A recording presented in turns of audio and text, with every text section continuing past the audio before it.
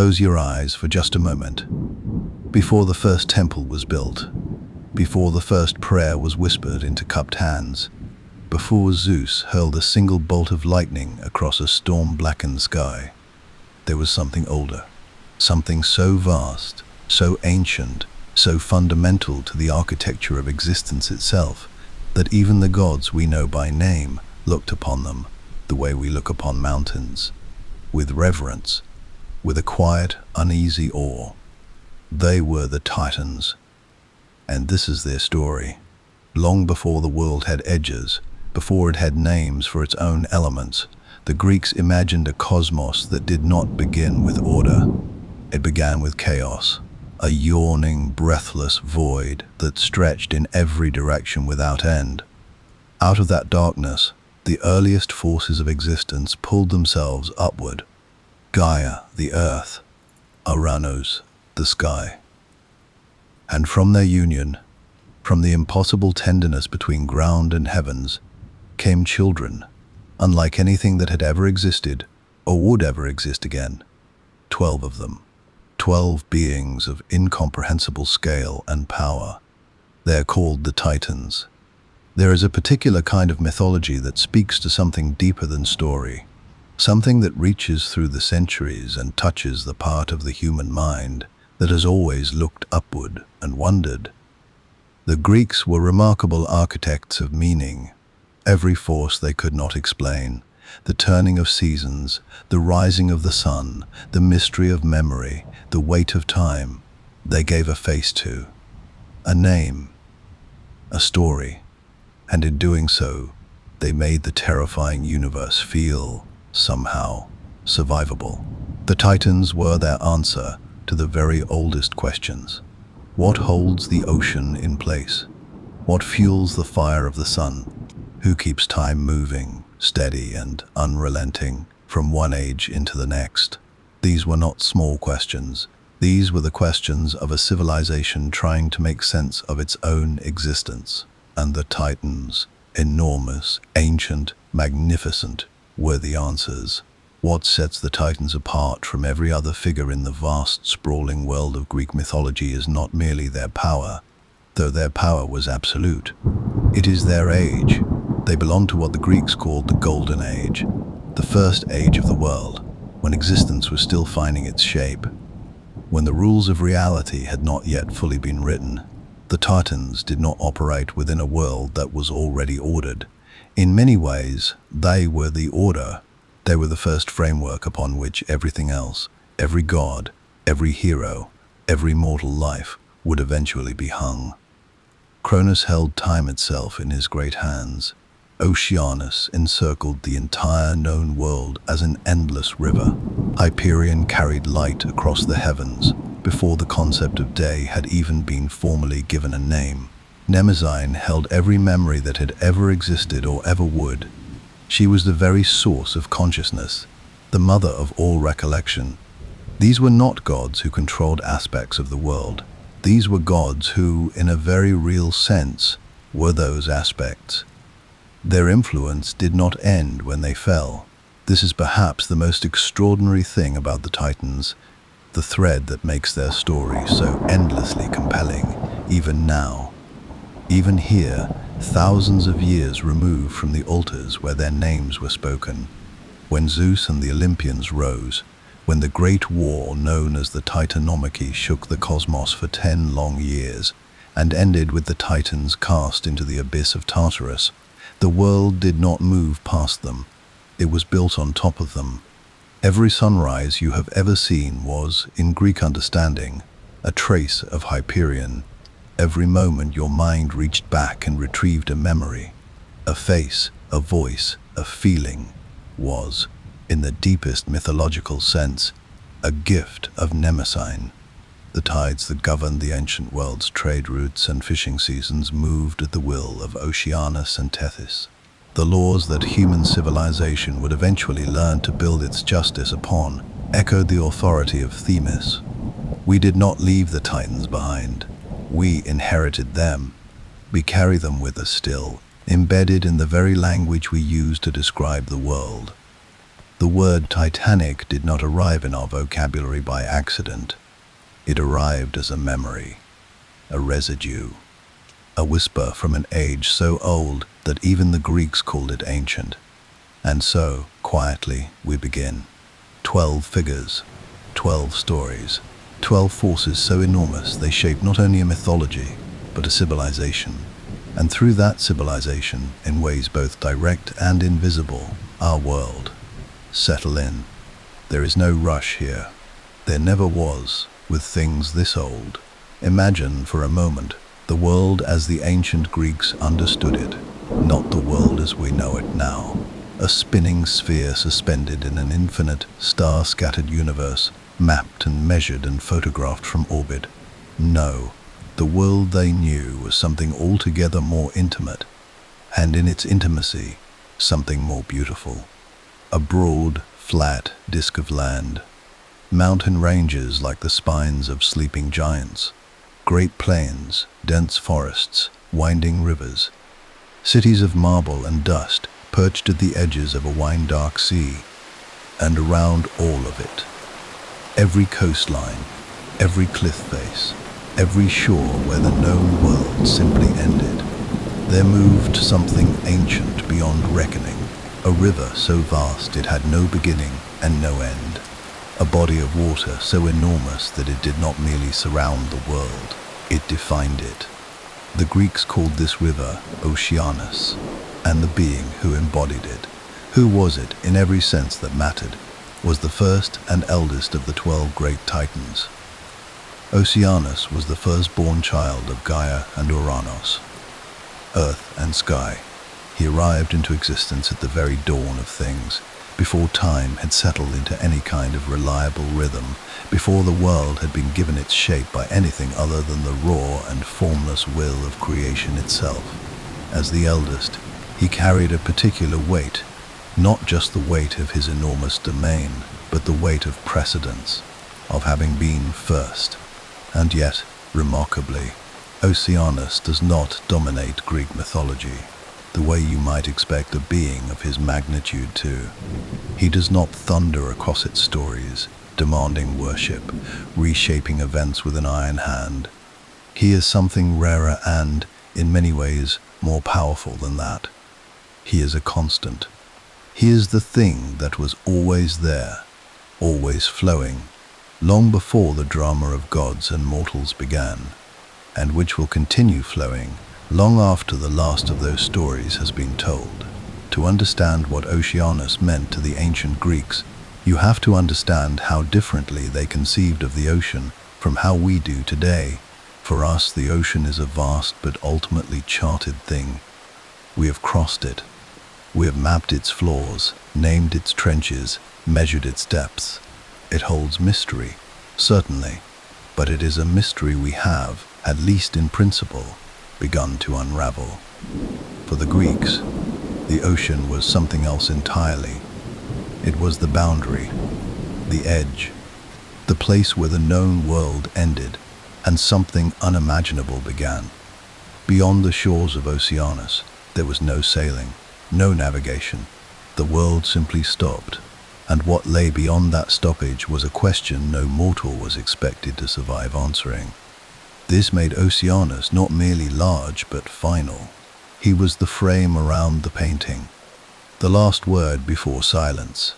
Every sea captain who steered toward the horizon, every explorer who pushed to the furthest edge of the known world, they were, in the Greek understanding, approaching Oceanus himself, drawing near to a god so old and so vast that proximity to him meant proximity to the very edge of existence. Homer, that ancient and beloved storyteller whose works form much of the bedrock of what we know about Greek mythology, held Oceanus in particular reverence. In the Iliad, he describes Oceanus as the origin of all things, not just the river at the edge of the world, but the source of existence itself, the great wellspring from which all life, all water, all rivers and seas and rains had originally poured forth. This is a remarkable claim, and it tells us something important about how the Greeks thought about Oceanus in their earliest traditions. before the philosophy had been systematized, before the gods had been neatly ranked and ordered into their Olympian hierarchy. In those earliest imaginings, Oceanus was not simply one titan among 12. He was something closer to a first principle, a cosmic foundation. Every river that ran through the known world, the Nile, the Danube, the Euphrates, was understood in the mythological imagination to be fed by Oceanus. His great encircling river was the source of all fresh water in the world. Rain fell from clouds that had drunk from his depths. Springs bubbled up from underground passages connected to his body. He was not just around the world. He was through it, beneath it, in every drop of water that ever sustained a human life. And here is where the story of Oceanus becomes something more than geography. He had a wife, a partner without whom his story would be incomplete. Her name was Tethys, his sister and his equal, and together they produced what can only be described as one of the most extraordinary families in the entirety of Greek mythology. 3,000 sons, 3,000 daughters. The sons were the Potamoi, the river gods. Every named river in the ancient world was, according to Greek tradition, one of the sons of Oceanus and Tethys. The Nile, the Alpheus, the Scamander, the Achelous, each one a living deity, each one a child of that first and greatest river. When a Greek farmer stood at the bank of his local river and offered a prayer for rain, for good crops, for the river not to flood his fields, he was, in a very real sense, praying to a grandchild of Oceanus. The 3,000 daughters were the Oceanids, and there was something even more remarkable. Spirits of the world's springs, clouds, rain, and streams. But many of them became far more than nature spirits. Some of the most significant figures in all of Greek mythology were Oceanids. Meti, the first wife of Zeus, the very embodiment of wisdom and cunning.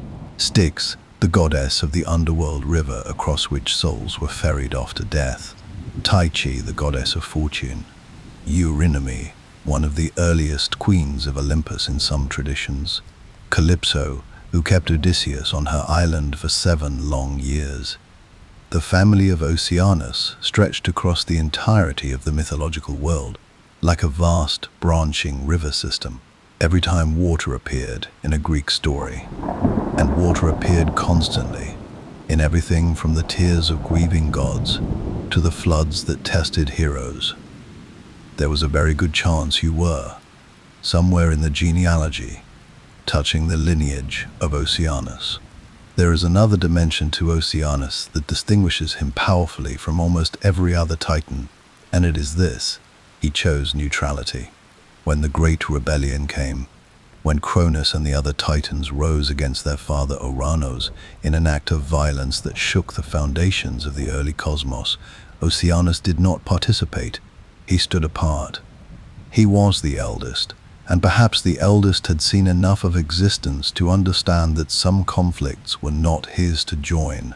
And when, generations later, the Titanomachy erupted, that catastrophic, decade-long war between the Titans and the Olympians that would ultimately determine the shape of the cosmos forever, Oceanus again held himself back.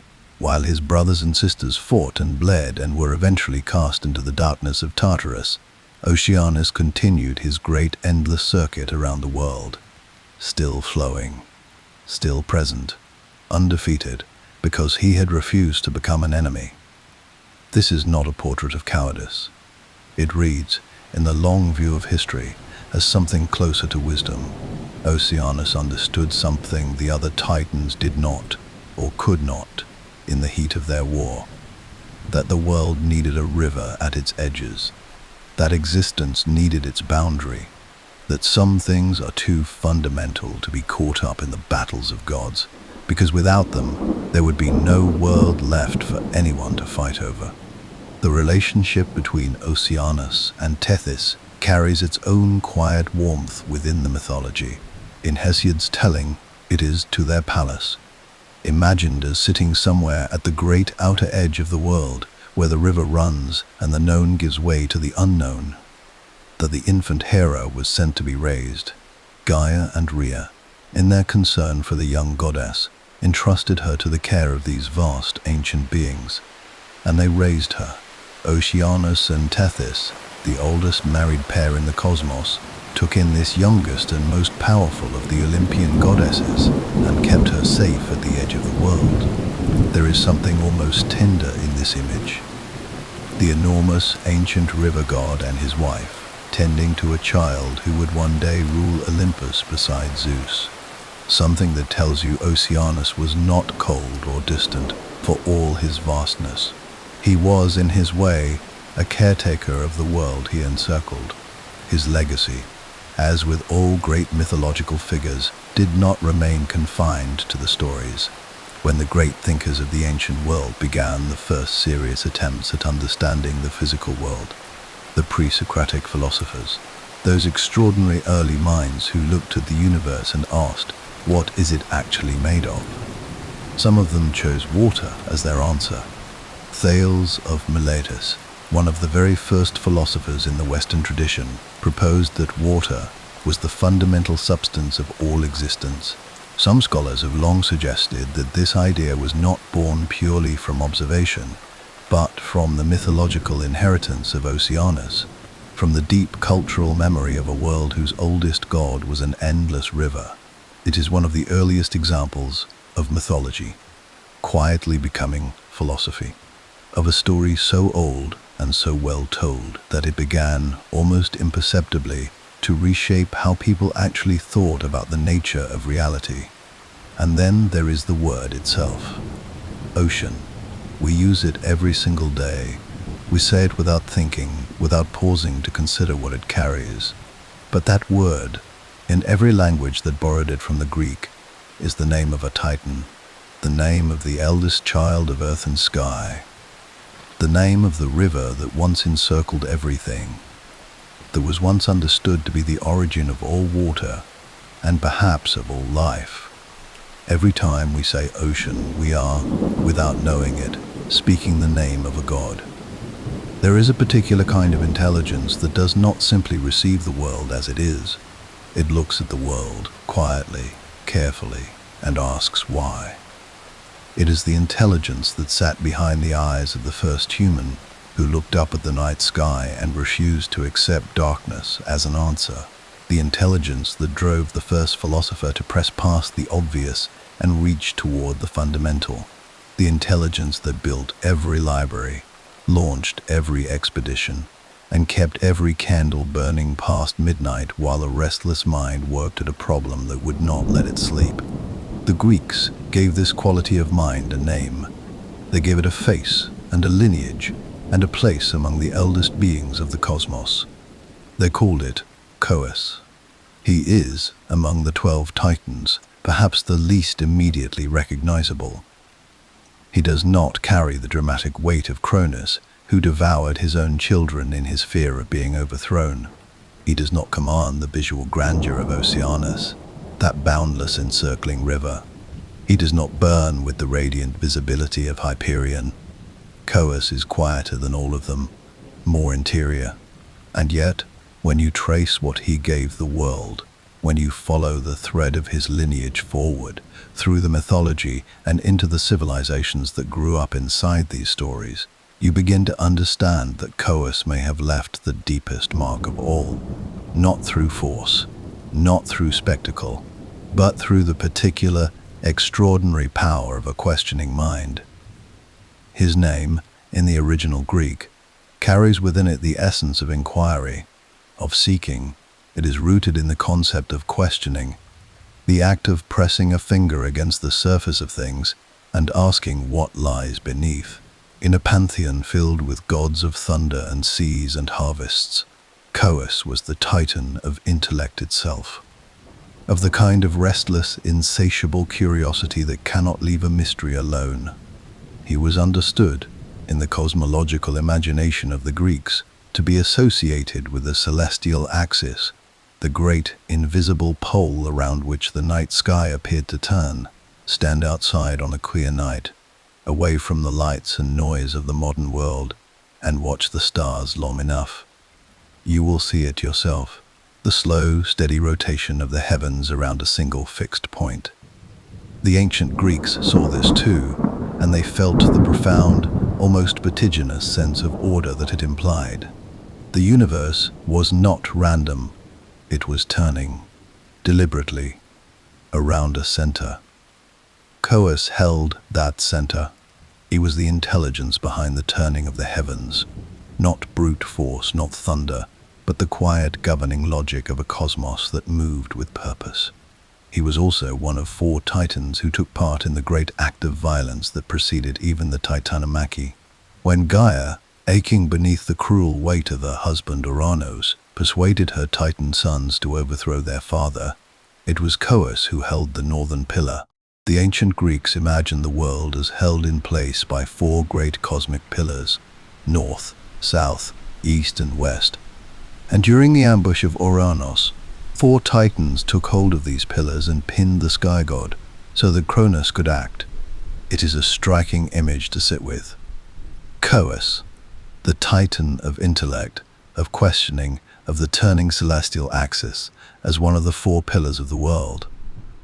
There is a poetry in it, the suggestion that intelligence is not merely ornamental, that a questioning mind is not a fragile thing, but a load-bearing one. That civilization, in some fundamental sense, rests on it. He married Phoebe, his sister, the Titaness of radiant intellect and the golden light of the mind. Together, they form one of the most intellectually charged unions in all of Greek mythology. Where Coeus embodied the drive to question, Phoebe embodied the luminous clarity of the answer, the brightness that floods in when understanding finally arrives. They were, in their pairing, a kind of complete picture of what the ancient Greeks considered the highest form of the mind, the willingness to ask and the capacity to illuminate. Their daughters would carry this inheritance forward in ways that reshaped the entire mythological world. The first daughter was Asteria, a titaness of falling stars and nocturnal oracles. She carried the light of her mother's radiance into the night sky, becoming associated with the stars themselves and with the mysterious art of reading what they said. Her own daughter, Hecate, born of Asteria and the Titan Perses, would become one of the most complex and powerful figures in all of Greek religion, goddess of magic, of crossroads, of the moon's dark phases, and the threshold between the living world and the dead. Hecate, the granddaughter of Coeus, endured through centuries of Greek and Roman worship and continues to captivate scholars and practitioners to this day. But it is the second daughter of Coeus and Phoebe who carries perhaps the single most consequential line of descent in all of Greek mythology. Her name was Leto. Leto was, by almost any measure, among the gentlest and most dignified figures in the Greek pantheon. She's not remembered for battles or for cleverness or for divine intrigue. She is remembered for her suffering and for what she endured it for. When Zeus, greatest of the Olympians, came to love Leto, she became pregnant with twins. And Hera, Zeus's wife, furious and relentless in her jealousy, decreed that Leto would find no land on which to give birth. No solid ground would receive her. She wandered, enormous with child, exhausted and hunted across a world that had been turned against her. She eventually found refuge on the tiny, barely there island of Delos, a place so small and so obscure that it barely counted as land at all, and so Hera's decree could not quite reach it. And there, on that small and windswept island, Leto gave birth. First came Artemis, goddess of the hunt and the moon, and then Apollo, the god of the sun, of prophecy, of music, of poetry, of healing. One of the most beloved and widely worshipped figures in the entire ancient world, the deity whose oracle at Delphi became the beating heart of Greek religious and political life for centuries. The god whose lyre gave music its divine origin. The god whose arrows carried both plague and healing, whose twin epitomized the ancient understanding that light and darkness, creation and destruction, are never entirely separate. Apollo and Artemis, two of the most towering figures in all of Greek mythology, were the grandchildren of Coeus, the questioning Titan, the pillar of the north, the god whose name means to seek. He was imprisoned in Tartarus after the Titanomachy, as most of his kin were, cast into that vast, lightless abyss beneath even the underworld, bound there by the will of the Olympians who now ruled in their place. And yet, even in this, the mythology whispers something interesting about him. Some ancient sources suggest that Coeus, uniquely among the imprisoned Titans, eventually broke free, that he forced his way through the bonds of Tartarus and made for the surface, a rebellion so alarming that even the hound Cerberus fled from his path. He was ultimately returned to his prison, but the image lingers. The Titan of questioning, of restless intellect, refusing even in defeat to remain contained, an intelligence that could not, ultimately, be entirely suppressed. We do not speak Coeus's name the way we speak Oceanus's. It did not survive in our everyday vocabulary with quite such directness. But his presence is all around us, invisible and indispensable. Every time a scientist refuses to accept a received answer and pushes for a deeper one. Every time a philosopher turns a comfortable assumption over and examines what is beneath it. Every time a child asks why, genuinely, persistently, with that magnificent refusal to be satisfied by a non-answer, something of chaos moves through the room. He was the Titan who taught the cosmos to question itself. And in a world built on answers, that may be the most important gift of all. Not all gods announce themselves with thunder. Some of them work quietly, in the dark, doing the kind of patient and essential labor that the world cannot function without, and receiving, in return, very little of the attention that the louder gods seem to attract so effortlessly. Some of them are content with that arrangement, some of them perhaps prefer it. Creus was that kind of god. He is among the least spoken of the 12 great Titans. The ancient sources give him fewer lines than his brothers, fewer dramatic episodes, fewer monuments of story built in his honor. And yet, when you sit with what he represented, when you trace what he held up and what he sent into the world through his children, you begin to feel that Creus may have been underestimated for a very long time, not unlike the stars themselves, which burn whether or not anyone is watching. His name in Greek means ram.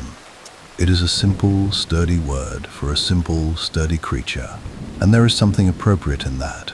The ram is not the most glamorous of animals, but it is one of the most ancient symbols in human culture. Steadfast, reliable, built for difficult terrain, for pushing forward against resistance, for carrying weight without complaint. In the iconography of the ancient world, the ram appears again and again as a symbol of leadership, of foundational strength, of the kind of quiet power that holds things together from below. Creus was one of the 4 Titans assigned to the great pillars of the world. Where Coeus held the north, Creus held the south. That vast, wheeling quarter of the celestial sphere beneath which the ancient world's horizons fell away into mystery. He was a foundation, quite literally, of the sky above. And a cosmos held up by a ram is, in the deepest mythological sense, a cosmos built on endurance. He married outside the line of the Titans, which is itself a quiet distinction, where many of his siblings wed each other, forming those great incestuous unions that the Greeks treated with characteristic mythological matter-of-factness. Creus took as his wife Eurybia, daughter of Gaia and Pontus, the primordial sea. She was a figure of considerable power in her own right, associated with mastery over the sea and the stars, with a kind of influence that moves beneath the surface of things and steers them from below. The union of Creus and Eurybia is, in a sense, the union of sky and sea. the southern pillar of the heavens meeting the deep, dark pull of the primordial ocean. And from that union came 3 sons who would, between them, scatter their grandfather's celestial inheritance across the entire breadth of the mythological world. The first son was Astraeus. His name means of the stars, and he lived up to it entirely. Astraeus was the Titan of Dusk, of that luminous, liminal hour when the sun is gone and the sky is not yet darkened, when the first stars emerge one by one from their daytime hiding and the world holds its breath between what was and what is. He was also the god of the planets, those wandering lights that the Greeks distinguished from the fixed stars, the ones that moved against the backdrop of the heavens with a deliberateness that seemed to ancient eyes almost purposeful. But Astraeus is perhaps most remarkable for whom he married and what they made together. His wife was Eos, the goddess of dawn, rosy-fingered Eos, beloved across the entire sweep of Greek poetry, that gentle and luminous figure who drew back the curtain of night each morning and flooded the world with first light. Between the Titan of Dusk and the goddess of dawn, the 2 bookends of the day, 4 children were born.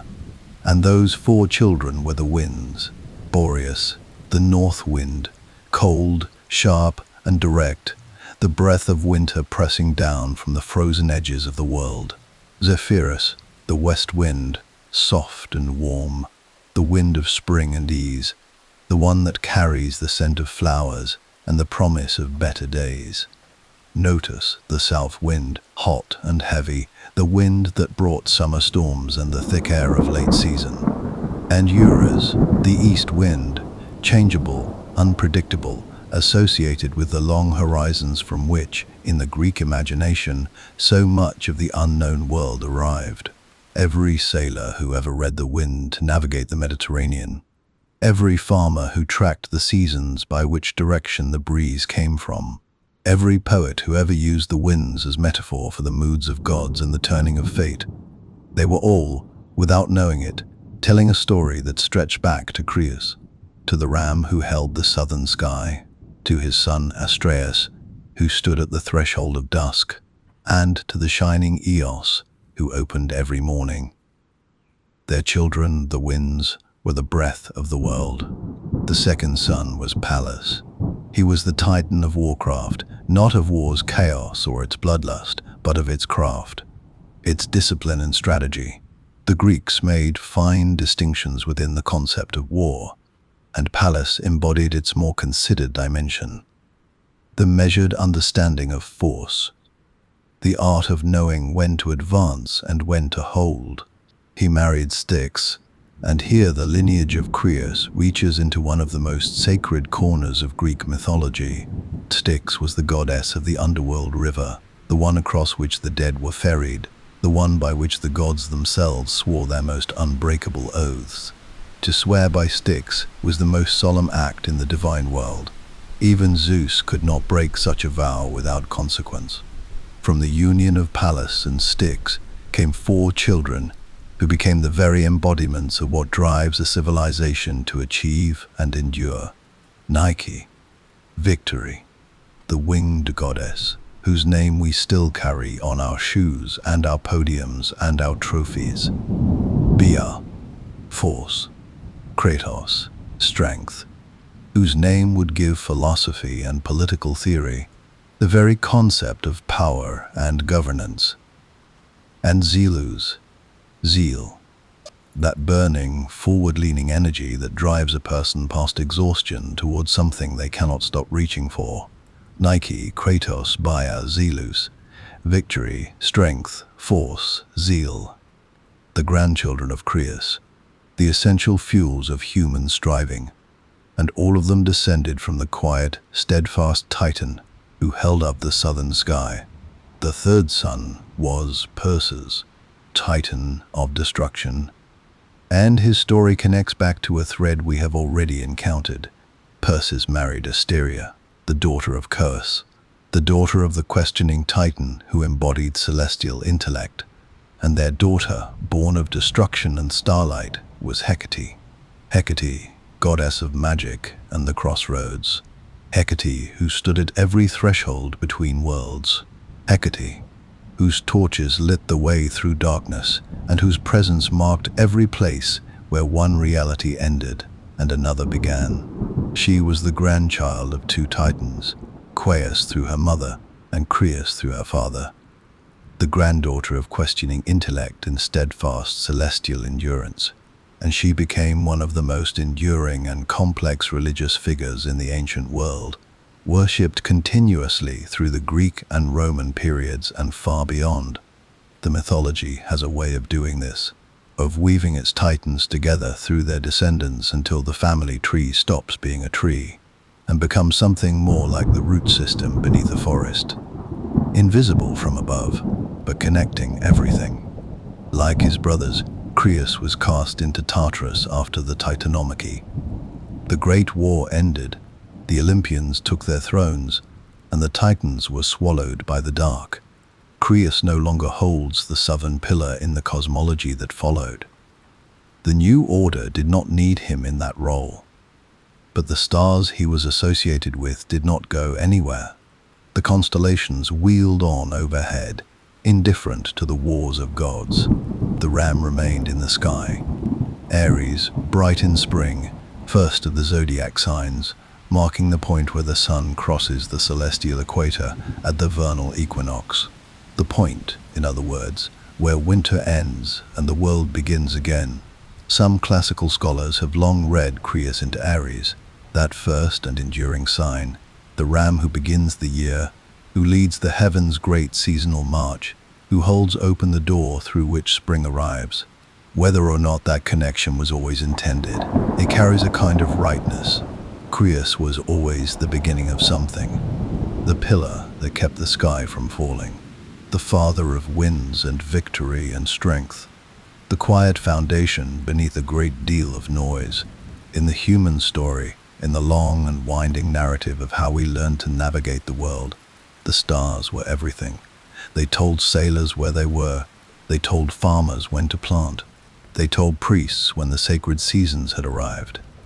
The celestial sphere that Creus held up was not decorative. It was practical.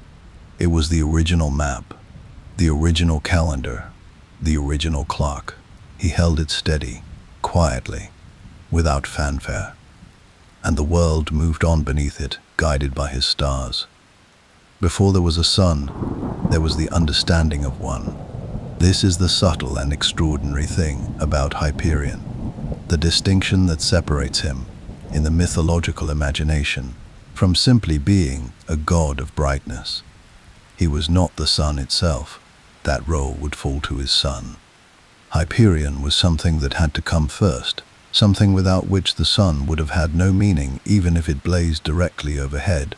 He was the god of watching, of observing, of lifting one's gaze above the familiar and tracking the movements of light across the sky with enough patience and enough intelligence to understand what those movements meant. His name tells you everything, from the Greek, hyper meaning above, and ion meaning going. He who goes above, he who moves in the high places, he who looks down from an elevation that ordinary sight cannot reach and seize. From that vantage, the whole turning mechanism of the heavens laid out like an open book. Hyperion was the first to read it. In the ancient sources, he is described as the Titan who first understood the ordered movements of the sun and moon and dawn. Not simply the one who carried those lights, that labor belonged to his children, but the one who stood back far enough to see the pattern, to recognize that the sky was not random, that it moved according to rules. That light arrived and departed with a regularity that could be tracked, anticipated, depended upon. This matters more than it might first appear. The moment a human civilization, or a divine one, grasps that light is predictable, that the sun will rise in the same quarter of the sky tomorrow as it did today, that the seasons turn on a schedule that can be learned and used, everything changes. Agriculture becomes possible. Navigation becomes possible. The measurement of time, the construction of calendars, the alignment of sacred temples with the solstice dawn. All of it flows from that first foundational act of observation, that moment of lifting the eyes and seeing not just light, but pattern. Hyperion lifted those eyes first. He held the eastern pillar of the heavens during the great ambush of Oranos. The east, the direction from which light itself enters the world each morning. There is a deep appropriateness in the assignment. The god of heavenly observation stationed at the point where the sky's most important daily event originates, where darkness breaks, where the first edge of light touches the horizon and the world begins again. He married Thea, his sister, Titaness of sight, and of the shining blue clarity of the sky on a cloudless day. Thea was the goddess of the intrinsic brightness of things, the gleam of gold, the flash of silver, the shimmer of gemstones and the glitter of the sea's surface when the sun catches it full on. She was the quality of luminosity itself, the property that makes a thing visible, that allows the eye to receive it. Hyperion and Thea were, in their pairing, a complete vision of light in all its dimensions. He was its movement, its pattern, its celestial architecture. She was its quality, its radiance, its capacity to reveal. Together they gave the world 3 children who would, between them, govern the full cycle of light and darkness in a way that shaped every single day of every human life that the ancient world ever lived. The eldest was Helios. Say his name and you already know him, even if you have never consciously encountered him in the mythology. Helios, the sun. Every language that carries a trace of Greek carries a trace of him. Heliocentric, the word we use for the model of the solar system where the sun sits at the center. Helium, the element discovered in the sun's spectrum before it was found on Earth, named for the god whose domain it blazed within. Helipad, heliograph. Heliotrope, the flower that turns its face to follow the sun, named for the god whose chariot it is following. Helios drove the solar chariot. Each morning he emerged from his palace in the far east, harnessed his 4 magnificent horses, Piroes, Eos, Ethan, and Phlegon, their names meaning fire, dawn, blazing, and flame, and drove them in a great arc across the breadth of the sky, from east to west, flooding the world below with light and heat. At day's end he descended into the ocean in the west, where a golden cup waited to carry him back around the earth, beneath the horizon, through the dark waters under the world, back to his eastern palace to begin again. This was not merely a poetic image of the sunrise. It was, for the ancient Greeks, an explanation with genuine religious force. The sun moved because Helios drove it. Every farmer planting at dawn, every sailor using the sun to navigate, every architect aligning a doorway to catch the morning light. They were all, in their daily lives, participants in the great arc of Helios's journey. He was not a metaphor. He was a presence, a being whose labor, renewed every single day without exception, kept the world warm and lit and alive. He was also uniquely among the major divine figures, a witness, because Helios traveled the entire breadth of the sky each day, passing over every land and sea and mountain and valley. He saw everything. Nothing happened under the open sky that Helios did not observe. The Greeks drew on this quality constantly. In the Odyssey, it is Helios who notices that his sacred cattle have been slaughtered by Odysseus' starving crew on the island of Thrinacia, and it is his grief and fury that compels Zeus to destroy the remaining ships.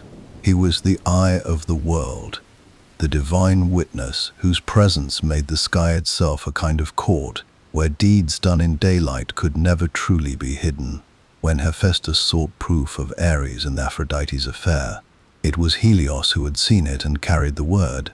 When Demeter searched desperately for her stolen daughter Persephone, it was Helios who had watched the abduction from his high chariot and could tell her what had happened.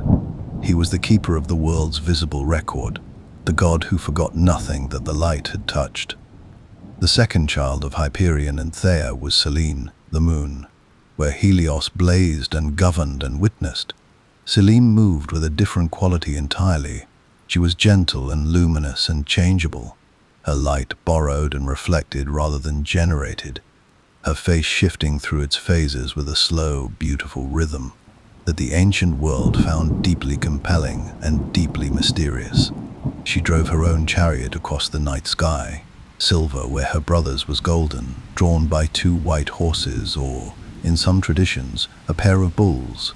Selene's most famous story is her love for Endymion, a young shepherd of extraordinary beauty whom she encountered sleeping on a hillside and fell so completely in love with that she could not bear the thought of him aging, of him dying, of the world eventually taking him from her.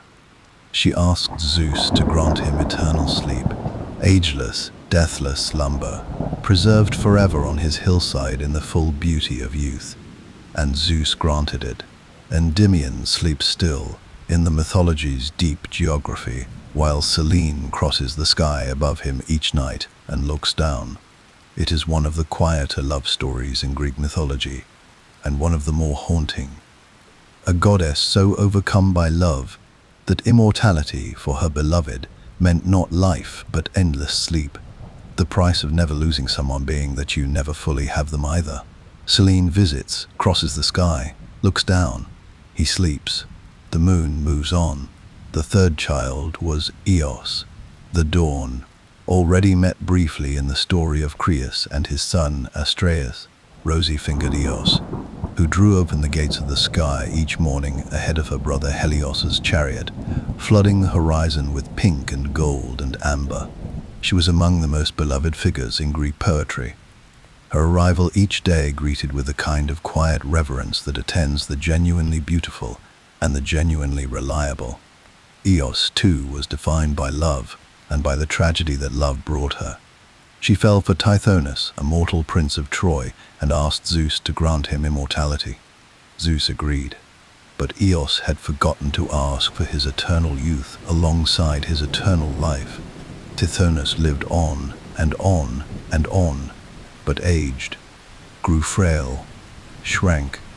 Eventually, in some versions of the story, he was transformed into a cicada, that thin and ancient insect whose sound fills the heat of summer afternoons with its high, persistent note, the voice of someone who asked for the wrong thing and received exactly what they asked for. Hyperion himself recedes into the background of his children's stories, as parents sometimes do when they have raised something greater than themselves. He was cast into Tartarus after the Titanomachy, his light not extinguished but contained, and yet the light he understood, the light he first tracked and measured and made meaningful, continued without interruption. Helios rose every morning. Selene crossed every night. Eos opened every dawn. The pattern Hyperion first observed kept repeating, as it does still, every day, over every part of the world, whether anyone is watching or not.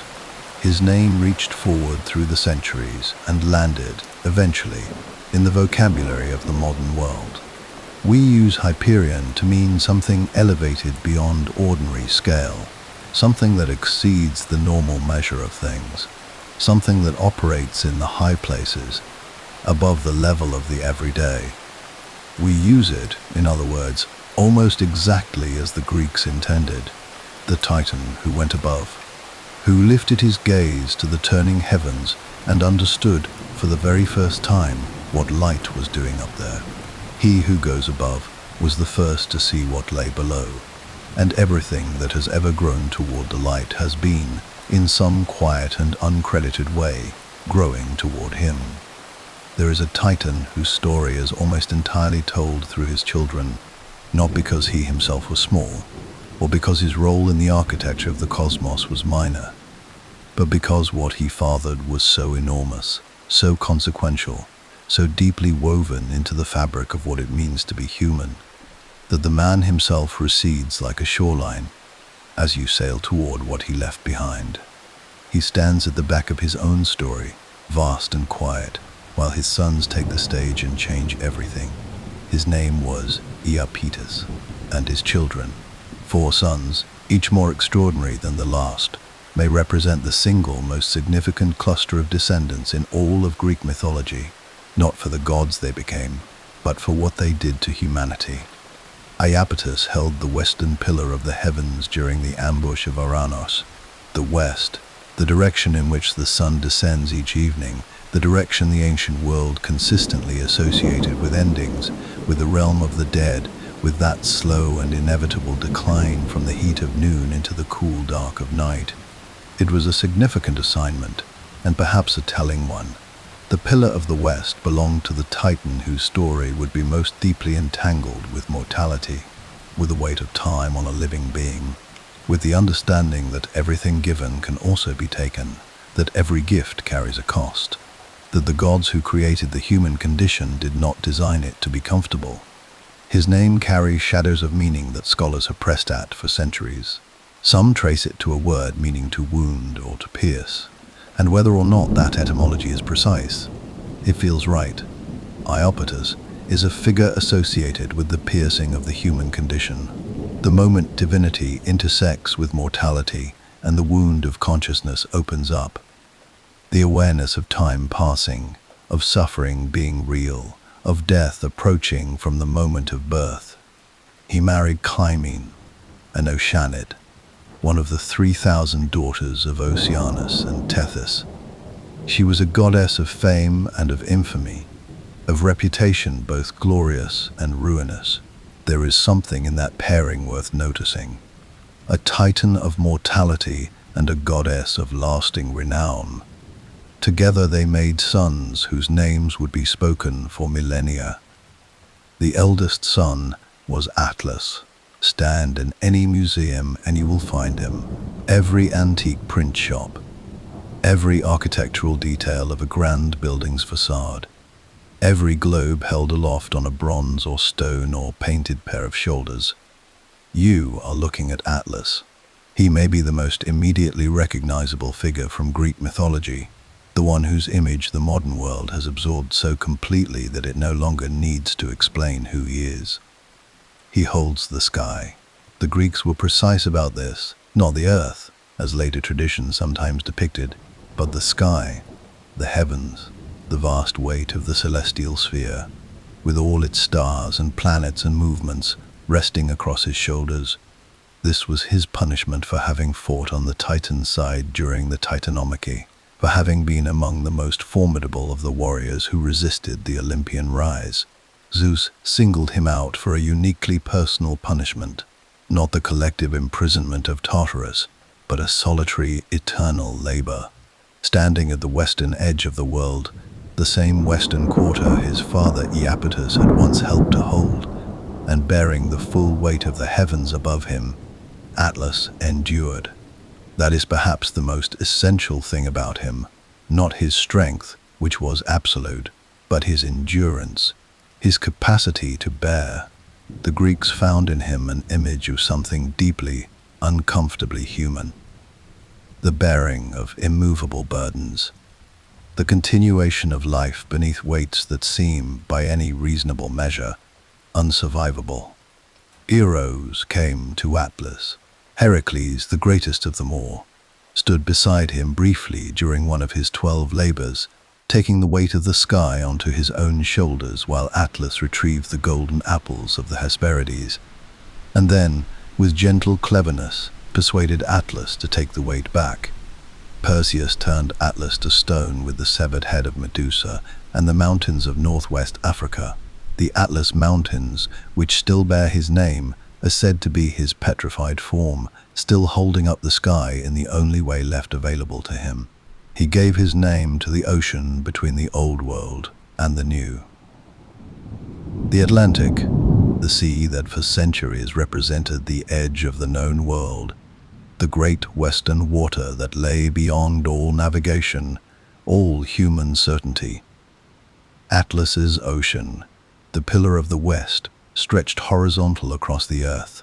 The second son was Menoetius, And his story is brief and brutal in the way that Greek mythology could be when it wanted to make a point without ceremony. Menoetius was proud, recklessly, extravagantly proud, hubris in its most naked form, that particular flavor of overconfidence that the Greeks treated not as a personality flaw, but as a theological offense. To be hubristic was to forget the distance between the mortal or semi-divine and the truly divine, to mistake one's own considerable greatness for something it was not. Zeus struck him with a thunderbolt and sent him to Tartarus. It is almost startling in its directness. No great battle, no elaborate punishment, no quest required to bring him low. Simply the decision of the king of the gods that this particular degree of arrogance would not be permitted to stand.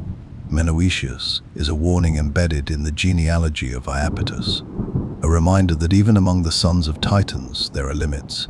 That pride pressed far enough becomes a kind of blindness, and blindness among beings of great power tends to end suddenly and without appeal. The third son was Epimetheus.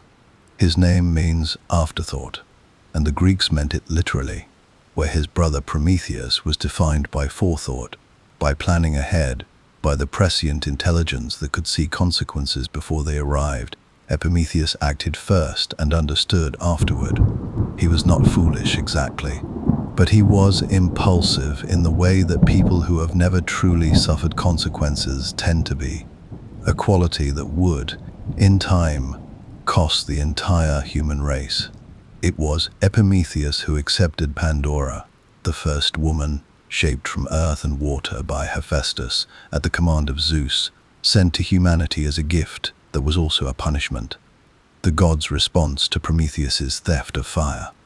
She arrived beautiful and curious and unknowing, and Epimetheus, despite his brother's explicit warning to refuse any gift from the Olympians, accepted her without hesitation. And she opened the jar, the great sealed container that Epimetheus kept in his house, the one that held, pressed down and contained, every form of suffering and misery that the gods had prepared for the human world. Disease, grief, hunger, toil, old age, violence, madness.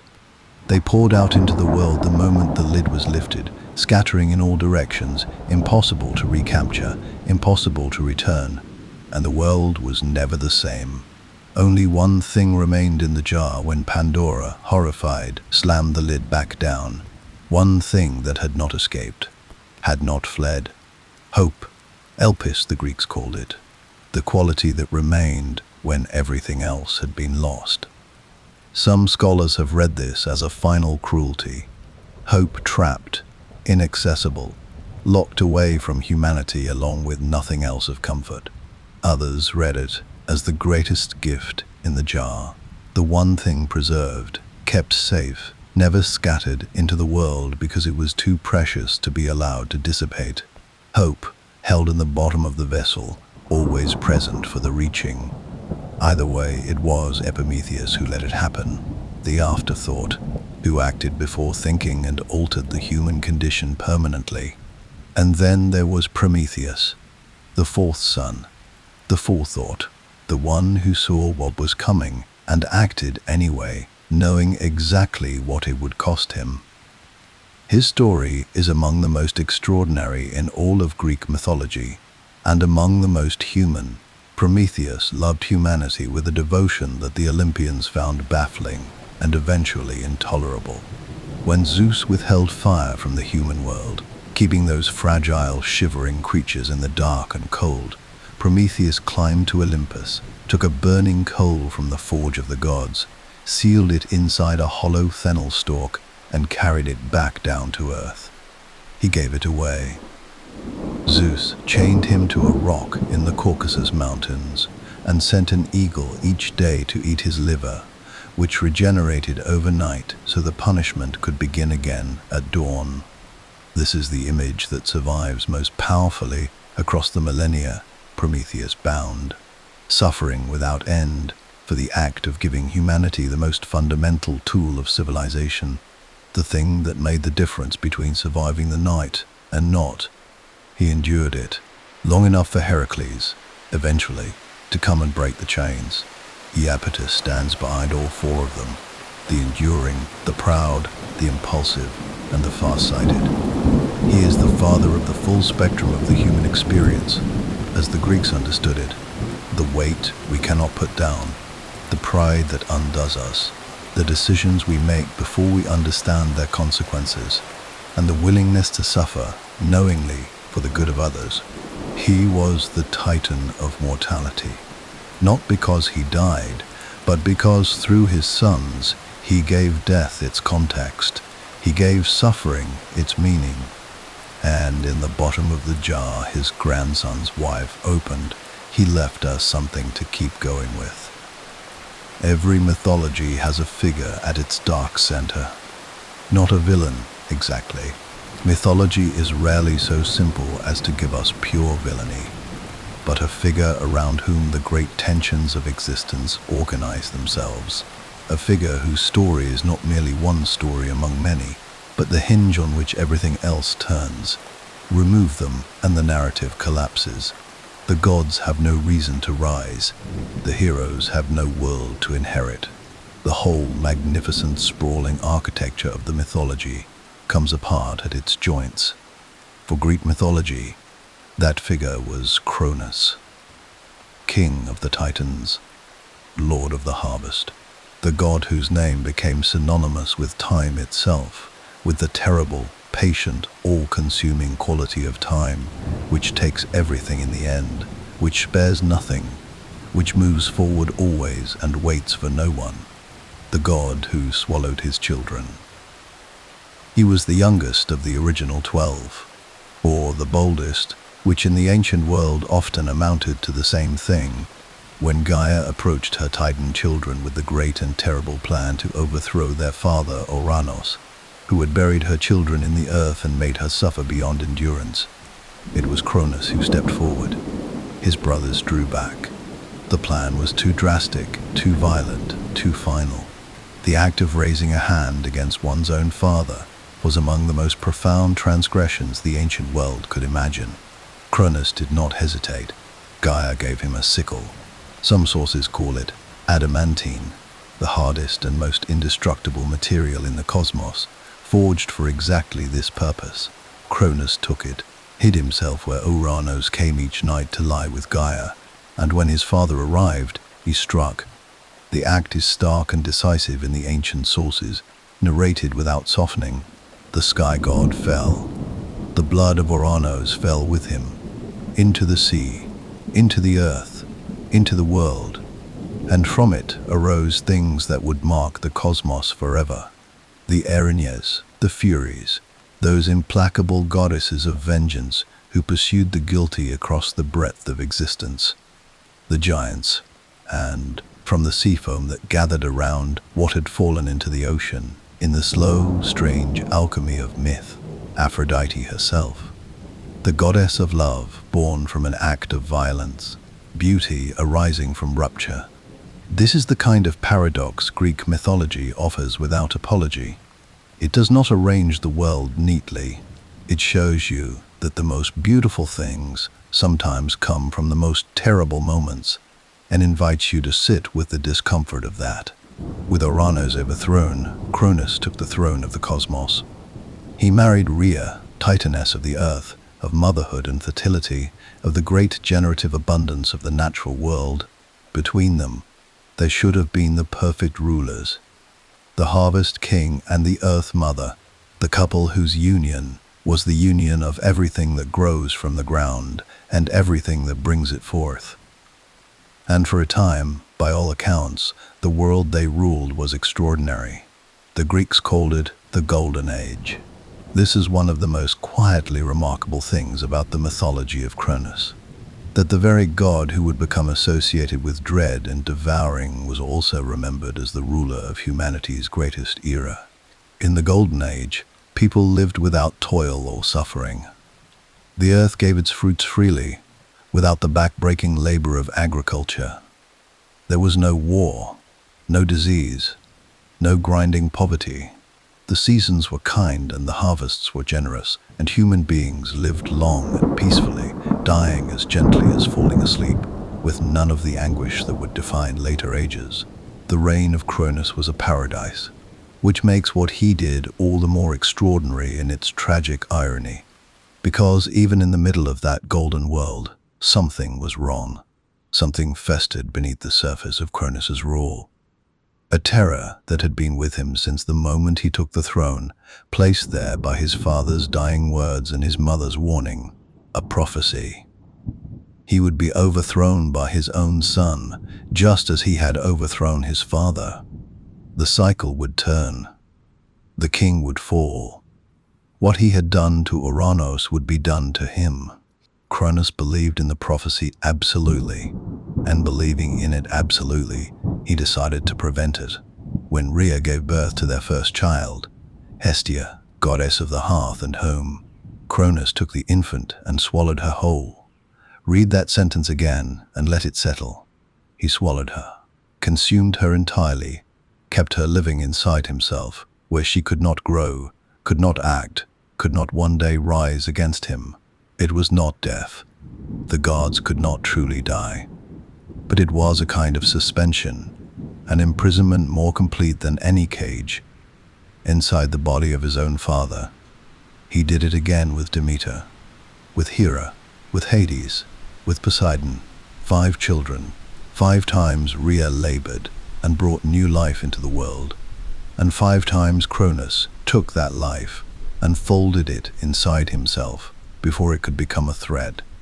Francisco Goya, that extraordinary Spanish painter working in the early 19th century, gave this moment an image that has never been surpassed.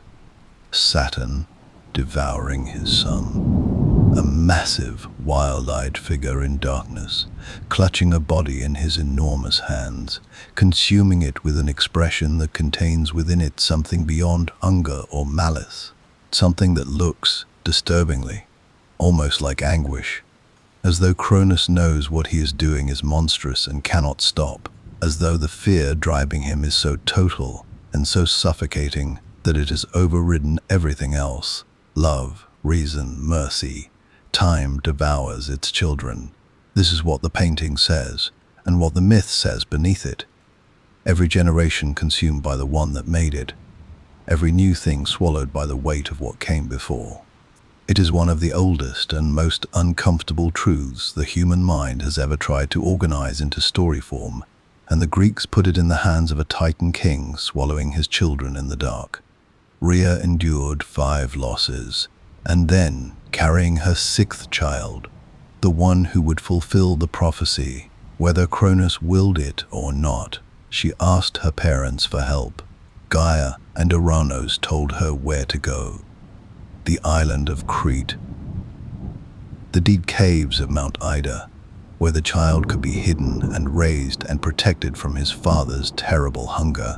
Rhea went to Crete and gave birth there to Zeus, smallest of her children, last of them, the one the world had been waiting for, and then returned to Cronus with a bundle wrapped in swaddling cloth, inside which was not an infant, but a stone. Cronus swallowed the stone without suspicion. He was a god of enormous power and almost no wisdom at this particular moment of his life. The prophecy that drove him had narrowed everything else down to a single obsessive act. And obsession, the myth suggests, makes even gods blind. He who should have seen through the deception saw only what his terror prepared him to see. A bundle in his wife's arms. A problem disposed of. Meanwhile, in Crete, Zeus grew. The mechanics of Zeus's return and Cronus's fall are handled differently in different ancient sources, but the essential shape is consistent. When Zeus reached his strength, he returned, and with the help of the Titaness Metis, whose name meant cunning wisdom, prepared a drink for his father, an emetic in most accounts. Something that would undo what Cronus had done. Cronus drank it, and then, one by one, he vomited up the gods he had swallowed. Poseidon, Hades, Hera, Demeter, Hestia. They emerged fully formed, fully grown in their divinity, unchanged by their years of impossible imprisonment, or rather changed in one specific way. Furious, armed with the accumulated resentment of everything that had been done to them, ready for war. The Titanomachy lasted 10 years, a decade of conflict so enormous and so violent that the ancient sources describe it shaking the cosmos to its foundations, seas boiling, mountains shaking, the heavens themselves trembling with the force of what was happening beneath them. On one side, the Titans; on the other, the Olympians and their allies, including the Cyclopes whom Zeus had freed from Tartarus, who gave him his thunderbolts in gratitude, and the Hecatoncheires, the 100-handed giants, whose ability to hurl entire mountains as weapons eventually proved decisive. The Titans fell. Cronus was cast into Tartarus with his kin, that lightless prison beneath the world, beneath even the underworld, the darkest and most remote place in the entire cosmic geography. The Golden Age was over. But here the mythology does something surprising, something that saves the story of Cronus from being merely a tale of tyranny punished, and makes it something far more nuanced and far more interesting. In some of the ancient sources, Pindar among them, one of the greatest lyric poets of the ancient world, Cronus is eventually released from Tartarus. Zeus, in his mature wisdom, pardons his father, frees him from the darkness, and gives him a final role in the order of the cosmos, ruler of Elysium, the blessed dead, the paradise where the souls of the truly heroic, the truly good, were said to spend their eternity in joy. The king who swallowed the world ends his story as the guardian of the best of it. The god of time presides over the place where time no longer has any meaning. The terrible father becomes the gentle ruler of the afterlife's most luminous country. There is something profound in this final chapter, a suggestion that even the most damaged and damaging figures in the mythology are not beyond redemption, that the forces that shaped the world in its early, violent, necessary upheaval might eventually find peace. That Cronus, who overthrew, who consumed, who warred, who lost, was not only the sum of his darkest moments. His legacy in the languages and cultures that descended from Greece is immense. The Romans called him Saturn, and from Saturn they built an entire complex of theology and symbolism. The planet Saturn, the sixth planet from the Sun, slow and heavy and ringed, carries his name still.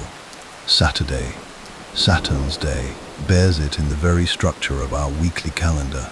Every time you reach the weekend, you are, in the deepest etymological sense, arriving at the day of Cronus. The Chronia, the festival held in Athens in his honor, was a day of remarkable social inversion.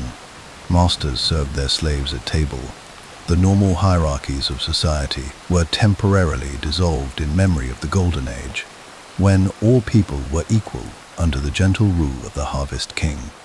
Once a year, the city remembered what had been lost when the age of Cronus ended, remembered it, celebrated it, and then returned to the world as it was. Time takes everything. This is what Cronus understood, or what he feared so deeply that the fear consumed him. He swallowed 5 children trying to stop the truth of it. The truth came anyway, the way time always does. Patient, inevitable, indifferent to what stands against it. But he also ruled the Golden Age. He also, in the end, found his quiet country at the edges of paradise. The Lord of Time contained multitudes, as time, in the end, always does. There is a quality that certain things possess which has no entirely satisfying explanation. Stand in a jeweler's window and watch what happens when light catches a diamond at the right angle. Watch the way a gold coin seems to gather the light around it rather than merely reflecting it. Watch the surface of the ocean on a clear afternoon, or the first glint of morning on a frost-covered field, or the way a single beam of sunlight through a gap in storm clouds illuminates a patch of hillside while everything around it remains dark. There is something in the shimmer of precious things that goes beyond physics, something that the eye receives and the heart responds to before the mind has time to offer any commentary. A quality that the ancient Greeks felt so deeply, so universally, that they decided it could not simply be an accident of surface and light. They decided it was divine. They gave it a name. Thea. She is, among the 12 Titans, one of the most quietly present, not loudly, not through dramatic episodes that reshape the cosmos, but through the way her nature is embedded in everything that gleams, that sparkles, that catches the eye and holds it. Her name means simply goddess, as though the Greeks felt that in naming what she was, they had already named what she did. She was divinity made visible. She was the quality of light that announces the presence of something worth seeing. Pindar, that most musical of the ancient lyric poets, invokes her directly in one of his odes, addressing her as the mother of the sun, Thea of many names, she through whom all things become precious. It is a remarkable line, not that she mothered Helios, though she did, but that she is the reason things are precious at all, that the value humans place on gold and silver and precious stones is not arbitrary, not merely cultural, but traces back to a divine source. The things we find most beautiful are the things that carry Thea's quality, the shimmer, the radiance, the catch of light against a surface. The ancient Greeks had a word for this, arglia, splendor, brilliance, the quality of glowing. It appears throughout their poetry and their religious vocabulary as something genuinely sacred, not mere prettiness, but a radiance that connects the visible world to the divine one. Thea was the source of it, the original, inexhaustible well from which that splendor poured. She was the wife of Hyperion, already met in this documentary as the Titan, who first understood the patterns of heavenly light. Together, as discussed, they produced Helios, Selene, and Eos, the sun, the moon, and the dawn. But where Hyperion gave those children their movement, their arc across the sky, their cosmic function, Thea gave them their light, the specific, irreducible quality of brightness that made them what they were. This is the distinction that makes Thea worth understanding in her own right, rather than simply as the wife of Hyperion and the mother of solar deities. Hyperion observed the pattern of heavenly light.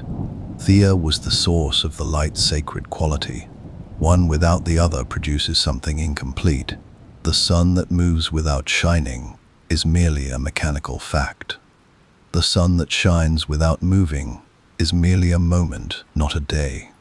Hyperion and Thea together produced something that was both purposeful and radiant, light that moved through the world with intention and arrived with beauty. The Greek understanding of vision is worth pausing on here, because it illuminates Thea's role in a way that modern assumptions about sight tend to obscure. We understand vision now as a passive and receptive act. Light enters the eye receives it, the brain processes it, we see. In this model, the eye is fundamentally a receiver, an instrument for gathering information from the external world. The Greeks thought almost the exact opposite. In the dominant ancient theory of vision, the eye was not passive but active. It emitted rays, something like a beam of divine fire, that reached outward into the world, touched objects, and thereby made them visible. Sight, in this understanding, was something the viewer did to the world, not a receiving but a sending forth, an act, not a reaction. This makes Thea's domain, the goddess of sight, and of the radiance that makes sight meaningful, something far more active and powerful than it might first appear. She was not the goddess of things being seen. She was the goddess of the capacity to see, of the divine fire in the eye that reaches out and touches the world, the quality that allowed perception to happen at all, the sacred brightness at the origin of consciousness's engagement with the visible. Every human being who ever opened their eyes and saw the world was, in this understanding, performing an act that traced back to Thea. She was in the mechanism of vision itself. She was why seeing was possible. But it is in the realm of precious things that her influence feels most tangible, most daily, most immediately present in the human experience. Gold. The Greeks were fascinated by gold in the way that every ancient civilization was, but they gave that fascination a specifically theological dimension. Gold was not merely valuable because it was rare, or because it did not tarnish, or because it could be shaped into things of breathtaking beauty. Gold was valuable because it had the quality of Thea within it. It caught the light in a way that announced its own sacredness. It was, in the mythological understanding, a material that carried divinity visibly on its surface. This is why the gods of Greek mythology were so frequently depicted in gold. Statues made of gold and ivory, the great chryselephantine cult, statues like the Athena Parthenos inside the Parthenon, or the Zeus at Olympia, one of the 7 wonders of the ancient world, were not simply lavish. They were theologically precise. Gold was the material that communicated divine presence most accurately, because gold was the material in which Thea's quality was most obviously embedded. The shimmer of silver, the deep fire of rubies, the cool green light of emeralds, all of it, in the Greek understanding, carried something of the same source. All of it pointed back to a Titaness, who was the divine principle of radiance itself. There is one more dimension of Thea's story that deserves to be spoken, one that arrives not from the ancient world, but from the modern one, and which carries a poetry so precise it seems almost impossible that it was not intended from the beginning. Scientists studying the formation of the moon, that great silver disk that Thea's daughter Selene embodies and governs in the mythology, have named the leading hypothesis for how the moon came to exist: the Thea impact. The theory holds that in the earliest period of the solar system, a body roughly the size of Mars, a protoplanet moving through the young and turbulent solar system, collided with the early Earth.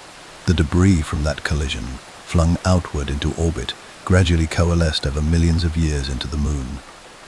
That Mars-sized body, the mother of the moon, has been named Thea.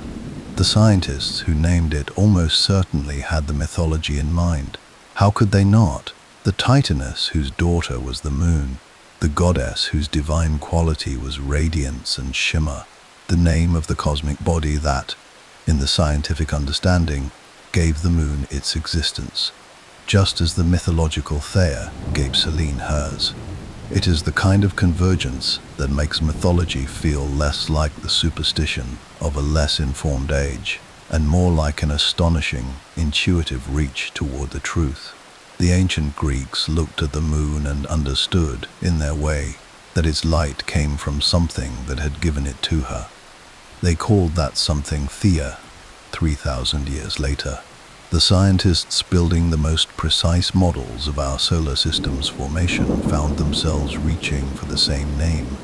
She is present, Thea, in every golden thing you have ever found beautiful, in every gem that caught the light and made you stop, in the shimmer of the sea on a clear day, and the specific, inexplicable warmth of firelight on a stone wall, in the sunrise's first color, which her grandchild Eos painted across the sky, and in the full white brilliance of noon, which her son Helios blazed at his highest point. She is in the act of seeing itself, in the eye's quiet outreach toward the world, in the moment of contact between the observing self and the observed beauty. That instant of recognition, when something shining announces itself, and the heart responds before the mind can speak. She was not the loudest of the Titans. She was simply the one who made the world worth looking at. There is a particular kind of strength that does not announce itself. It does not come wrapped in thunderbolts or encased in the heavy armor of war. It does not shake mountains or redirect rivers. It does not fill the sky with noise and light and the spectacle of divine power made visible. It works quietly, in the dark, in the private spaces where no one is watching. And it accomplishes, in that quiet, the things that all the thunder and spectacle combined could never manage. It is the strength of a mother who has lost 5 children to a terrible thing and refuses, on the 6th, to lose again. Her name was Rhea, and without her, there are no Olympians. There is no Zeus, no Poseidon, no Hades, no Hera, no Demeter, no Hestia. There is no Titanomachy, no heroic age, no mythology as we know it at all. Without Rhea's one act of quiet, brilliant defiance, Cronus wins. The world stays swallowed. Her name carries within it the idea of flowing, of ease and movement, of the steady, inevitable current of time and nature, moving through the world as they must. She was the Titaness of motherhood and of the fertile earth, of the great generative force that lies in the ground and produces, season after season, the abundance that sustains life, where Gaia was the earth in its vast, primordial, almost geological sense. The earth as foundation, as force, as the source of all things. Rhea was the earth in its most intimate and nurturing dimension. The earth as provider, as mother. She married Cronus, the harvest king, the lord of time. In another story, in a world without prophecy, without fear, without the particular poison that certainty about the future injects into the present. This might have been a magnificent union, the Earth Mother and the Harvest King, the two forces whose combination produces everything that grows. Their children should have inherited a world of extraordinary abundance. Instead, she watched him swallow them. Let that sit for a moment, as it deserves to. 5 times Rhea carried a child. 5 times she endured the labor that even goddesses experience as something enormous and sacred and shattering and profound. 5 times she held what she had made, and 5 times Cronus took it from her. Hestia, Demeter, Hera, Hades, Poseidon. 5 children, 5 divine beings of immense significance and power, swallowed into their father's body before they had any chance at existence, before they could grow, could speak, could act, could become what they were meant to become. The mythology does not dwell at length on what this did to Rhea. It moves quickly through the repetition of loss, the way traumatic histories often get compressed in storytelling into brief, almost matter-of-fact notation. He swallowed this one, and this one, and this one. But the compression itself tells you something. The repetition is the point. The accumulation of loss is the engine that drives what comes next. By the time Rhea carries her 6th child, she has become someone different from who she was before the first swallowing. She has been changed by what she has endured, not broken, but forged into something harder and more purposeful. Something that has looked directly at an enormous and unjust thing and decided, with absolute clarity, that it will not happen again. She went to her parents, Gaia and Uranus, the original pair, the foundation of everything, and she asked them where she could go to hide what she was carrying. They told her. Crete, the deep island in the southern sea, the mountain caves where the child could be protected, raised in secret, kept from the terrible hunger of his father. Rhea went to Crete and gave birth to Zeus. Then she did the thing that changed everything. She wrapped a stone, large and smooth, swaddled in cloth, and brought it back to Cronus, presented it with the performance of an exhausted mother, delivering her husband his due. And Cronus, that lord of time who should have known better, who should have been more careful, who should have understood that a wife from whom you have taken 5 children might eventually stop cooperating. Cronus took the bundle without question and swallowed it, the most powerful titan in the cosmos, the king of the gods, defeated by a rock in a blanket. There is something in this that the ancient Greeks clearly savored. Something about the particular satisfaction of watching enormous power brought low not by an equal force, but by a simpler intelligence, by a mother's love and a mother's cunning operating in combination. The sickle that Cronus used against his father was an instrument of force. The stone that Rhea gave him was an instrument of wit. And in the end, in this mythology, as in so many others, wit outlasted force. In the caves of Crete, hidden from his father, Zeus grew. And around him, Rhea had arranged protections of extraordinary care. The Chorets, young armed warriors whose origins weave between the human and divine, stood guard around the infant, their armor clanging, their dances loud and percussive, their noise deliberate and constant, because an infant, even a divine one, cries, and if Cronus heard the crying, the game was over before it had properly begun.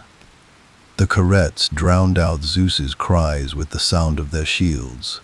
They danced their loud, fierce dances around the hidden child of Rhea, keeping the secret of his existence with their bodies and their voices. And the goat Amalthea nursed him, her milk sustaining the future king of the gods in his mountain cave, while his father sat on a throne of swallowed children and believed, falsely, that the world was safely under his control. Rhea stands, in the larger geography of Greek mythology, at the pivot point between two ages. She was born a Titan, daughter of Gaia and Oranos, belonging to the first order of the cosmos. But the children she protected and ultimately delivered to power were Olympians, the gods who would overthrow that first order and replace it with their own. She belongs to both worlds. She is the bridge between them. After the Titanomachy, after Zeus and his siblings claimed Olympus and the old order fell, Rhea was not cast into Tartarus with the other Titans. She was honored, recognized. The mother of the gods was given her place among them, not as a prisoner of the old age, but as a revered elder of the new one. She continued to act, continued to use her particular kind of influence, which was never about force but always about persuasion and care. When Demeter, devastated by the loss of Persephone, withdrew from the world and let the crops die and the earth go cold, it was Rhea whom Zeus sent to reach her. Not a warrior, not a threat. Rhea, the mother, the one whose presence Demeter could not refuse, whose voice carried the weight of shared loss and shared love, and the particular authority that only belongs to those who have suffered openly and endured. The Greeks identified Rhea strongly with Cybele, the great mother goddess of Phrygia, worshipped across the ancient Near East as the original maternal divine. Cybele was wild and powerful and ancient, depicted on a throne between two lions, crowned with the walls of cities, the Earth Mother in her most primal and terrifying aspect. When the two traditions met, the Greeks saw in Cybele something they recognized, something that matched the Rhea they already knew, great, maternal, older than the Olympians, belonging to a time when the earth herself was worshipped without the elaborate hierarchy of the divine.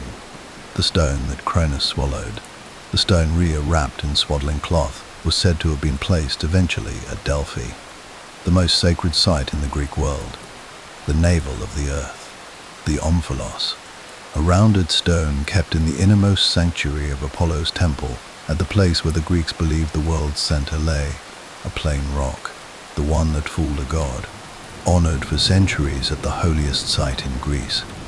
Rhea does not throw thunderbolts. She does not command armies or reshape the geography of the cosmos.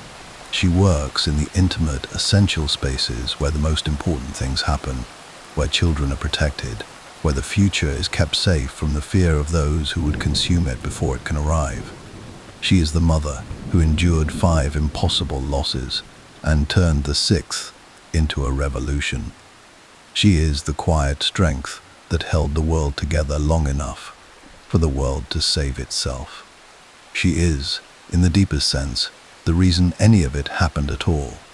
Every civilization that has ever existed has had to solve the same problem. Not the problem of food, though that comes first. Not the problem of shelter, or water, or warmth. Those are solved by necessity, by the urgent press of survival. The deeper problem the one that separates a civilization from a collection of frightened individuals huddled together for protection, is the problem of order, of how people agree to live together, of what rules govern the space between one person and the next, and who or what makes those rules binding. The ancient Greeks thought about this with a depth and a sophistication that still astonishes, and at the very foundation of their thinking about order, about justice, about the laws that make human life in community possible, there was a Titaness, not an Olympian, not a later invention, something older than Zeus, older than the divine hierarchy that managed the world's affairs, something that had to exist before any of the rest of it could function. Themis. Her name does not translate neatly into any single English word, which is itself instructive. The closest approximation is divine law, but not law in the sense of statutes written down and enforced by courts, not the human construction of legal systems, which the Greeks called nomos, and understood to be contingent, variable, subject to the decisions of communities and the whims of rulers. Themis was something prior to all of that. She was the law that underlies existence itself, the order that was not invented but discovered, the pattern of right conduct that inheres in the nature of things, independent of whether anyone chooses to observe it or not. The ancient Greeks felt there was a way the world was supposed to work, a right relationship between mortals and gods, between action and consequence, between the powerful and those in their care, and that this rightness was not a human opinion but a cosmic fact. Themis was that fact, given form and face and voice. She sat at the right hand of Zeus. This is the image the ancient sources return to most consistently, and it is a telling one. Zeus, the thunder-hurling king of Olympus, the most powerful figure in the divine hierarchy, kept Themis beside him as his closest counselor, not as a servant, not as a subordinate, as something closer to a conscience, as the presence that reminded the most powerful god in the cosmos that power without law is merely violence, and that even a king is answerable to something larger than himself. She was his second wife. In the mythological genealogy, after Metis had been swallowed and before Hera arrived, and from their union came two extraordinary sets of children who together form the most complete expression of civilized order that the Greek imagination ever produced. The first set were the Horai, the goddesses of the seasons, but more precisely, the goddesses of the right ordering of time. Eunomia, whose name means lawfulness and good order. Dyke, justice, the proper relationship between action and its rightful consequence. And Irene, peace, the condition that law and justice, properly maintained, eventually produce order, justice, peace. The three daughters of Themis and Zeus were not abstract concepts. They were living presences who governed the gates of Olympus, who opened the cloud barrier to let the gods pass through, who ensured that the great assembly of the divine world conducted itself according to the principles their mother embodied. The Horai also governed the seasons, and the Greek understanding of seasons was not merely meteorological but moral. The right turning of the year, crops arriving in their proper time, winter yielding to spring as it should. These were expressions of Themis's order made visible in the natural world. When justice failed, when law broke down, when hubris ran unchecked among gods or mortals, the seasons themselves were understood to go wrong. The earth became barren. The rains failed. The harvest did not come. Nature and morality were not separate systems in the Greek worldview. They were the same system. Themis governed both. The second set of children were the Moirai, the Fates, Clotho, who spun the thread of each life at the moment of birth. Lachesis, who measured its length, who determined, with her rod, how long each mortal would live and what they would encounter along the way. And Atropos, whose name means she who cannot be turned, who at the appointed moment cut the thread. Final, absolute, without appeal. That the Fates were the daughters of Themis is one of the most philosophically significant genealogical claims in all of Greek mythology. It means that destiny is not arbitrary. It is not the whim of a capricious universe, flinging outcomes at random. Destiny is the daughter of divine law. Fate is what happens when the deep order of existence plays out fully, when the consequences of actions and the patterns of lives unfold according to the structure that underlies all things. Even Zeus could not override the Moirai. This was one of the foundational principles of Greek religious thought, that the Fates held authority even over the king of the gods. Zeus could be moved by grief, by love, by mercy, could wish to spare a mortal his destined death, but in the end, the thread was Atropos' to cut. The law that Themis embodied was not subject even to divine override. It simply was. It held. The Fates, then, were not cruel. They were consistent, and in a cosmos where everything else was subject to the moods and politics of gods, that consistency was perhaps the most profound form of justice available, before Apollo took the sacred site at Delphi as his own, before the most famous oracle in the ancient world became associated with the sun god's gleaming vision. It belonged to Themis. She was the second keeper of the Delphic oracle, receiving it from Gaia herself and holding it before she eventually passed it to Apollo. This is significant. The oracle at Delphi was the place where mortals came to ask the deepest questions about the future, about the will of the gods, about whether their proposed actions aligned with the structure of things or would bring ruin upon them. Before Apollo answered these questions with his brilliant elliptical pronouncements, it was Themis who spoke from the cleft in the rock, Themis who told kings and heroes and ordinary people what the order of things required of them. She was also a prophetess in her own right, and a significant one. It was Themis who warned Zeus not to pursue the sea nymph Thetis, telling him that the son of Thetis was fated to surpass his father.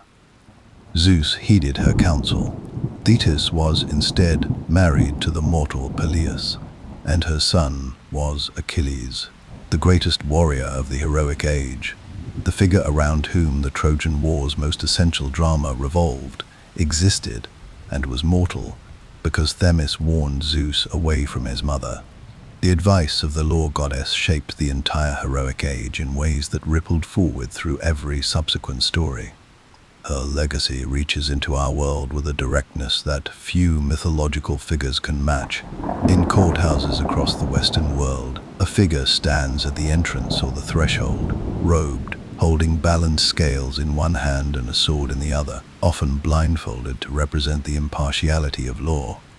We call her Lady Justice. The Romans called her Justitia. But she descends, in the long lineage of legal symbolism, from Themis and her daughter Dike. The scales of justice are Themis's scales, the idea that justice must be blind to the identity of the parties before it, seeing only the merits of the case, uninfluenced by wealth or power or status, is a Themisian principle operating in the daily machinery of modern legal systems. Every time a court assembles, every time a verdict is reached through deliberation rather than force, every time a civilization chooses to resolve its conflicts through law rather than violence, something of Themis is operating in the room, not as mythology, as structure, as the living inheritance of an idea that is very old. She was the law beneath all laws, the order that made order possible, the presence at Zeus's right hand that reminded even the most powerful god in the cosmos that there were things larger than his will. She is still there, in a sense, still sitting at the right hand of power, wherever power is exercised justly, still holding the scales level, still reminding us that some things are not subject to override. Before the first word was written down, it had to be remembered. Before history could be recorded, it had to be held. Before civilization could accumulate knowledge across generations, before the child could benefit from what the grandparent had learned, before the farmer could know which months to plant, before the priest could recite the sacred words, before the poet could sing the deeds of heroes to a firelit crowd, someone, or something, had to hold all of it, had to keep it intact, had to ensure that what had been experienced did not simply dissolve into the air the moment the experiencing was over. The ancient Greeks understood this with a clarity that we, living in a world of books and hard drives and search engines, have perhaps lost the full weight of. Before writing was widespread, memory was not merely useful. Memory was civilization itself, the entire accumulated knowledge of a culture, its laws, its genealogies, its sacred stories, its agricultural wisdom, its medical understanding, its history, existed in one place and one place only, in the minds of the people who remembered it. And so the Greeks gave memory its own goddess, the oldest and most fundamental of the Titanesses, the mother of everything that human culture would ever produce.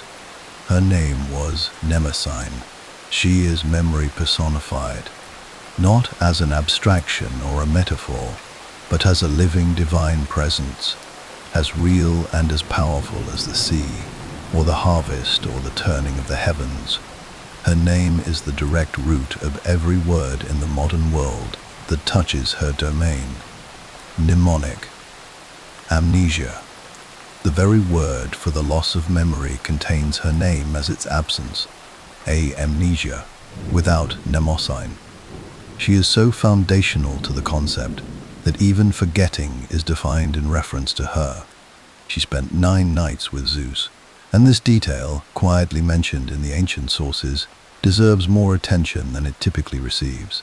By the time Zeus came to Mnemosyne, he had fought and won the Titanomachy. He had claimed Olympus.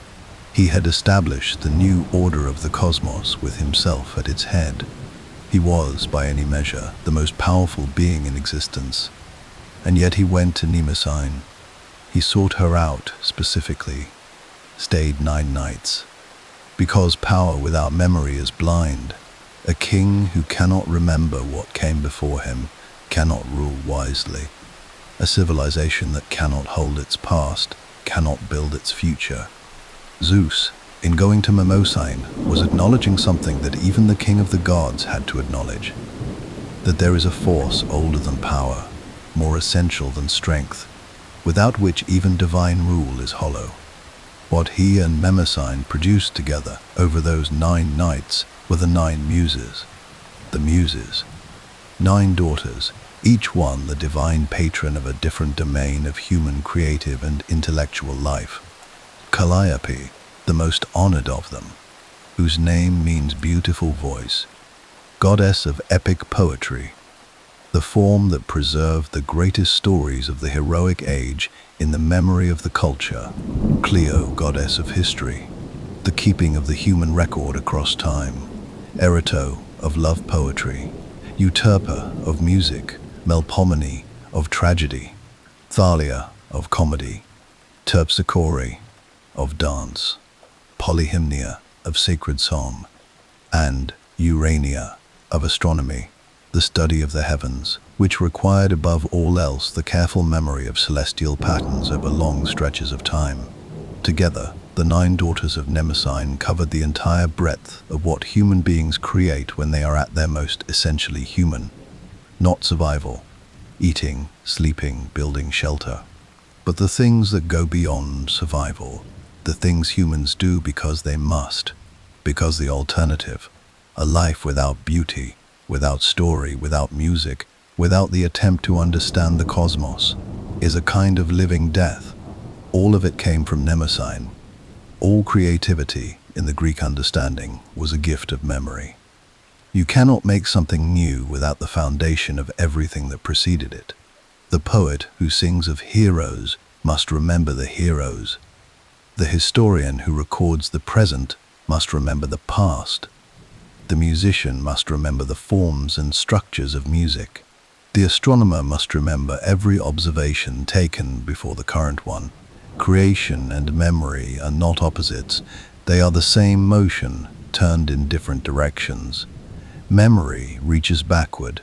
Creation reaches forward, and the Muses were the point at which those two directions met. Homer invokes them at the opening of both his great epics. Tell me, O Muse, this is how the Odyssey begins. Not I will tell you, but tell me. The poet is not the origin of the story. He is the vessel through which the Muse, the daughter of Mnemosyne, speaks. The memory of what happened does not belong to the individual. It belongs to the divine force that holds all memory, and it is borrowed, briefly, graciously, by the poet who opens himself to receive it. This is not merely poetic convention. It reflects a genuine and deeply held understanding of where great creative work comes from, not from the individual ego grinding out inspiration through force of will, but from an opening, a receptivity, an alignment with something larger. The Muse, the daughter of memory, who knows the story because memory knows everything that has ever happened and holds it intact, ready to be called upon. In the underworld of Greek mythology, two rivers ran side by side with opposite purposes. The first was Lethe, the river of forgetting. Souls who drank from it lost all memory of their past lives, emerging blank and ready to be reborn into new ones. The second was Mnemosyne's river, the spring of memory. Souls who drank from it retained, carried their knowledge forward, kept the thread of themselves intact across the boundary of death.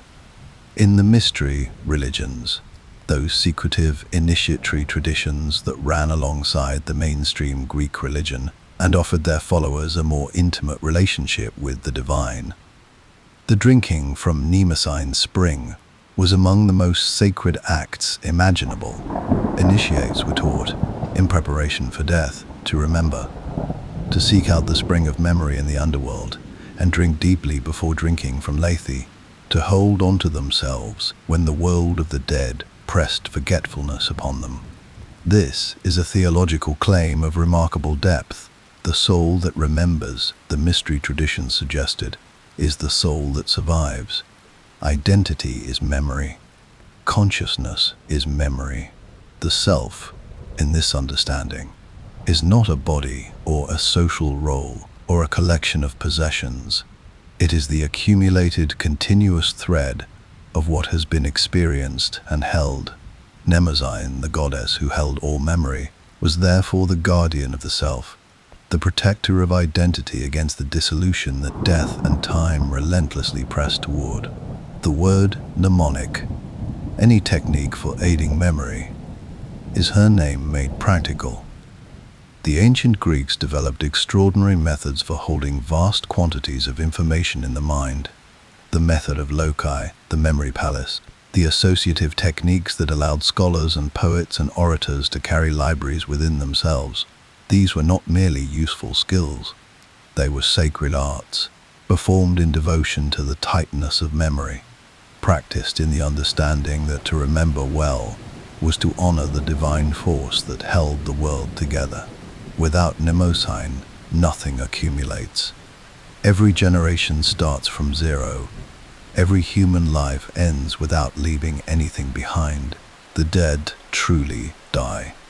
Not just their bodies, but everything they learned, everything they experienced, everything they understood about the world. With her, nothing is ever truly lost. The past is held. The dead live in the memory of the living. What was learned can be taught again. What was beautiful can be sung again. What was true remains accessible if someone is willing to reach back far enough and hold it carefully enough. She is the most invisible of the great Titans, perhaps. You cannot see memory. You cannot point to it. It has no coastline, no sunrise, no harvest, no pillar of the sky. It is entirely interior, the most intimate of all the cosmic forces, and yet it is the one without which none of the others make sense. What use is the sunrise if no one remembers yesterday's? What use is the harvest if the farmer has forgotten when to plant? Mnemosyne holds the world together from the inside. She always has. She always will. There is a difference between seeing and understanding. Sight is the eye's work, the reception of light, the registration of shape and color and movement. It is immediate, physical, involuntary. Open your eyes and the world enters. You cannot stop it. Understanding is something else entirely. Something slower, deeper, more demanding. The moment after sight, when the mind takes what the eye has given it and reaches further into pattern, into meaning, into the question of what the seen thing signifies, what it points toward, what it reveals about the structure beneath the surface. The ancient Greeks had a particular reverence for this second quality, for the brightness that is not of the eye, but of the mind, the luminous clarity that arrives not when light falls on the retina, but when understanding falls on the darkened question. They believed this quality of inner radiance had its own divine source, distinct from the visual splendor of Thea, distinct from the intellectual curiosity of Coas, distinct from the prophetic law of Themis. They called it Phoebe. Her name means bright, but this is a brightness of a specific and sacred kind, not the shimmer of gold or the blaze of the midday sun, the brightness of the full moon on a clear night, which does not overwhelm the darkness but illuminates it, which makes visible what the darkness had hidden, not by eliminating shadow, but by making it navigable. Phoebe's radiance was the light that allows you to see in the dark, the clarity that arrives in the middle of confusion and lets you find your way through. She was described by the ancient poets as golden crowned, a phrase that carries within it both the visual image of something luminous and precious and the suggestion of authority. A crown is not merely ornament, it is the outward sign of a particular kind of power. Phoebe wore her golden crown as the emblem of prophetic wisdom, the sovereignty of the mind that can see what others cannot, that can read the present moment well enough to perceive the shape of what is coming. She married Coas, her brother, the titan of questioning intellect. We have already sat with Coas in this documentary, with his restless, pressing intelligence, his drive to ask the questions that others accepted as unanswerable. Together, Coas and Phoebe form a complete picture of the ancient ideal of wisdom. He asked the questions. She illuminated the answers, the inquisitive mind and the prophetic mind in union, generating between them a lineage of extraordinary intellectual and spiritual power. The oracle at Delphi passed through 4 hands before it became the defining institution of Greek religious life. The first keeper was Gaia herself, the primordial earth, whispering from the cleft in the rock at the place the Greeks would later call the navel of the world. What Gaia offered was raw and ancient, the prophetic voice of the earth itself, unmediated and often overwhelming. The second was Themis, divine law, order, the cosmic structure made vocal.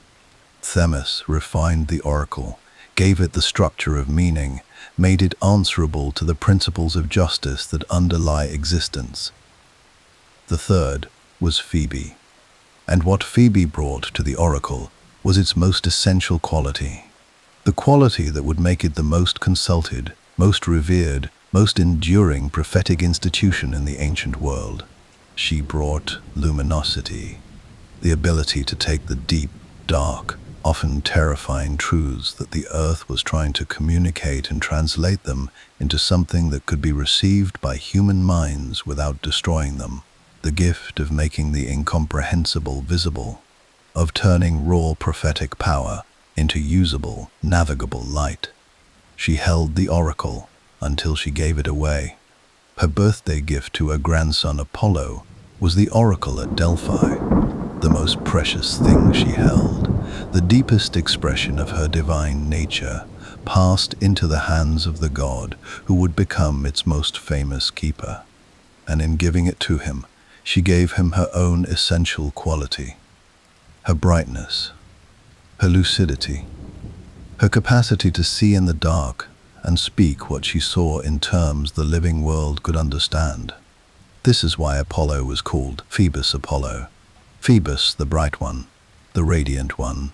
The name he carried was her name in its masculine form, worn by a grandson in honor of the grandmother who gave him the most important gift in the divine world. Every time the ancient Greeks invoked Apollo in his most luminous aspect, as the god of clarity, of truth, of the light that the sun carries into the dark corners of existence, they were, in the etymology of his name, invoking Phoebe, the golden-crowned Titaness, who had carried that light first. She had 2 daughters, whose stories we have encountered already in fragments, but who deserve, in the context of their mother, a fuller appreciation. The first was Leto, gentle, dignified, enduring Leto, who carried the children of Zeus and suffered Hera's relentless persecution across a world that had been turned against her. We have already followed Leto's labor to Delos, the tiny island that accepted her when nothing else would. But consider her in relation to Phoebe. Leto carried within her, literally, the next generation of prophetic light. Apollo, god of the sun and of prophecy, inheritor of the Delphic oracle, the deity whose pronouncements would guide the decisions of kings and civilizations for centuries, grew inside the daughter of Phoebe. The prophetic brightness that Phoebe embodied passed through Leto, not as an active gift, but as a carried inheritance. Leto suffered so that the light could continue. Her endurance, patient, uncomplaining, willing to wander indefinitely rather than surrender, was itself an expression of Phoebe's quality. The persistence of light in the face of the darkness that would extinguish it. And from Leto came Artemis as well, the moon goddess, the huntress, the twin sister of Apollo, who carried her own form of Phoebe's luminance, the moon, silver and cool, governing the night sky as her brother governed the day, the full circuit of light across every hour, day and night, sun and moon, descended from the golden-crowned Titaness who first embodied the principle of radiant wisdom. The second daughter was Asteria, goddess of falling stars and nocturnal prophecy, where Phoebe's prophetic clarity was the steady light of the full moon. Asteria's was the sudden, brilliant, brief illumination of a star that crosses the sky and vanishes, the flash of unexpected insight, the oracle that arrives not through careful consultation but through a dream, a sign, an inexplicable knowing that comes from nowhere and is gone before it can be fully grasped. Her daughter Hecate carried both streams, the moonlight of Selene's lineage and the shooting star prophetic gift of Asteria's, into the most complex and mysterious divine role in the entire Greek pantheon. The moon itself, that great silver presence that governed the ancient world's calendar, marked the months, governed the tides, guided night travelers and nocturnal fishermen, was deeply connected to Phoebe in the older layers of the tradition. Before Selene became the primary moon goddess in the systematized Olympian mythology, Phoebe held the association, the moon's prophetic quality, its phases as a natural calendar, its capacity to measure time, the ancient and widespread belief across cultures that the moon held oracular power, was Phoebe's contribution to the night sky. To look up at the full moon in the ancient world was to see Phoebe's quality made visible, the light that illuminated without overwhelming, the clarity that arrived in darkness, the golden crown hanging in the sky above, marking the passage of the months, reminding those below that time had a structure, and that structure could be read if one knew how to look. She is, among the Titanesses, perhaps the most quietly powerful in her ultimate influence. She did not rule the cosmos. She did not overthrow a king or save a child or hold the sky in place. She held something more essential than any of those things. She held the oracle. She held the light of prophetic understanding. And then, with an extraordinary generosity that defined her completely, she gave it away to the god who would carry it forward, naming him after herself in the giving, ensuring that her brightness would never be entirely separated from the institution she had built and the legacy she had shaped. Phoebus, Apollo, the bright Apollo. The Apollo who was also in his name Phoebe. Her light did not diminish in the giving. This is what the mythology understands about genuine wisdom, that it does not hoard itself, that the prophetic gift truly held is always already in the process of being shared. Phoebe spent her divine existence in service of illumination, of making dark things visible, unclear things navigable, silent things speakable. She was the moon's patience, the oracle's clarity, the golden crown above the darkness. She was the light that asked nothing of the night except the chance to make it a little more possible to cross. Every river has a source. Follow any river upstream, past the wide, slow reaches where it moves through valleys and plains, past the narrowing where it quickens over stones, past the tributaries that join it from the hills, further and further back toward its beginning, and eventually you arrive somewhere quiet, a place where the water seems simply to emerge, a spring bubbling up from dark ground, a pool fed from below by forces invisible and ancient, the water arriving from somewhere so deep in the earth that it carries the cold of the interior with it, even in the heat of summer.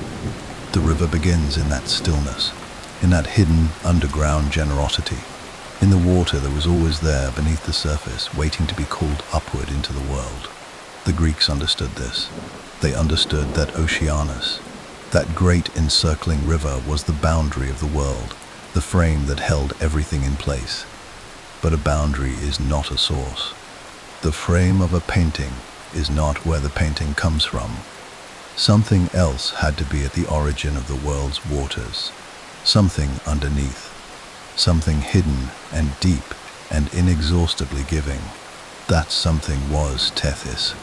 She was the 12th and last of the original Titans, daughter of Gaia and Oranos, sister and wife of Oceanus, mother of the 6,000 children who became every river and spring and stream in the known world, where Oceanus was the circumference of the world's waters, the great outer ring, visible and definitive. Tethys was the depth, the hidden interior from which the waters rose, the underground source, the nourishing darkness beneath the earth's surface, where fresh water gathered and waited and eventually made its way upward into springs, into rivers, into the tributaries that fed into the great encircling river of her husband. Oceanus was the frame, Tethys was the origin. Together they were water in its completeness, the seen and the unseen, the surface and the depth, the boundary and the source. Her name carries in some ancient interpretations the meaning of nurse or of grandmother, in that particular sense of the grandmother, as the one who has seen everything and sustained everything, and continues to give long after the giving should reasonably have ended. This is precisely the quality she embodies.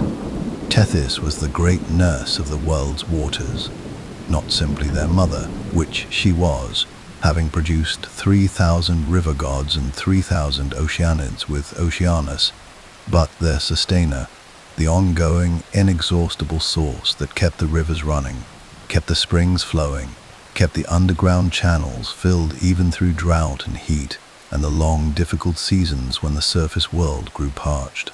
She is sometimes depicted in ancient art with a distinctive detail that sets her apart from almost every other divine figure in the mythology. A pair of small wings upon her forehead. Not great wings for flight, not the warrior's winged sandals or the messenger's winged feet, but small, intimate wings placed at the seat of thought. The wings of something swift and subtle, the suggestion of water's quality, perhaps. The way it finds its way through the smallest gaps, moves always toward the lowest point, navigates through underground passages with a patient, unhurried intelligence that no barrier can permanently stop. Water finds a way. It always has. And Tethys, its deep nurse, was the embodiment of that quality, of the persistent, quiet, unstoppable generosity of the underground. She raised Hera. This detail, already touched upon in Oceanus' story, belongs equally to Tethys, perhaps more so, because while Oceanus provided the place of safety, the great palace at the world's edge. It was the nurse goddess who did the actual work of nurturing. Tethys, whose divine nature was the sustaining of life through water, the feeding of the world's rivers from her hidden depths, took the infant queen of the gods and gave her what infants require most fundamentally: care, presence, the patient attention of a being whose essential nature is to give. There is a quiet poetry in this arrangement that the mythology does not belabor but which rewards attention. The most powerful goddess of the Olympian world, Hera, queen of the gods, wife of Zeus, whose authority would eventually extend across the entirety of divine civilization, spent her infancy in the keeping of a Titaness whose name means nurse, whose deepest quality was the giving of sustenance without reserve, who had already given the world 6,000 children and continued to give, from her underground depths, the fresh water that made all terrestrial life possible. Hera was raised by generosity, by the water that rises without being asked, by the spring that flows whether anyone is watching or not. There is one story from the mythology that gives Tethys an unusual moment of individual clarity, a story in which she is not simply the background abundance but a figure with her own feeling, her own response to the world around her. Oceanus and Tethys, in one ancient tradition, quarreled. The details are vague, as they often are with the oldest Titans. The mythology does not always feel obligated to explain the interior lives of beings this ancient, but the quarrel was significant enough that they separated, that the deepest married pair in the cosmos, the encircling river and the hidden source, the husband and wife whose union had produced the water cycle of the known world, fell into distance from each other. It was Hera, the child they had raised, who came to mediate between them, the goddess of marriage, the queen of Olympus, going to the edge of the world to sit with the two beings who had kept her safe in infancy, and helping them find their way back to each other. There is something in this that feels deeply and unexpectedly human. The estranged couple, ancient beyond measure, the grown child returning to the parents who raised her with the intention of helping them repair what time and proximity, and perhaps the sheer accumulated weight of eternity had frayed. The nurse goddess and her boundary keeper husband reconciled through the agency of the child they had once protected. The modern world returned Tethys's name to her in a way she could not have anticipated, and through a discipline she could never have imagined. Geologists, in the 19th and 20th centuries, pieced together the extraordinary story of the ancient Earth, of the supercontinents that once existed before. The continents we know took their current shape, of the vast ocean that lay between them before the land masses drifted apart, and the sea was slowly replaced by what became the Mediterranean, the Black Sea, the Caspian, the Indian Ocean. This ancient sea, the mother of the inland seas we know, the source from which much of the modern world's coastline ultimately descended, they named the Tethys Ocean, the Tethys Sea. Gone now, mostly, compressed and folded into the mountain ranges that rose when continents collided, its bed lifted into the Alps and the Himalayas, its waters retreated into what remains but once the great hidden sea at the interior of the world. The deep source, the underground water made oceanic, they named it after the right goddess.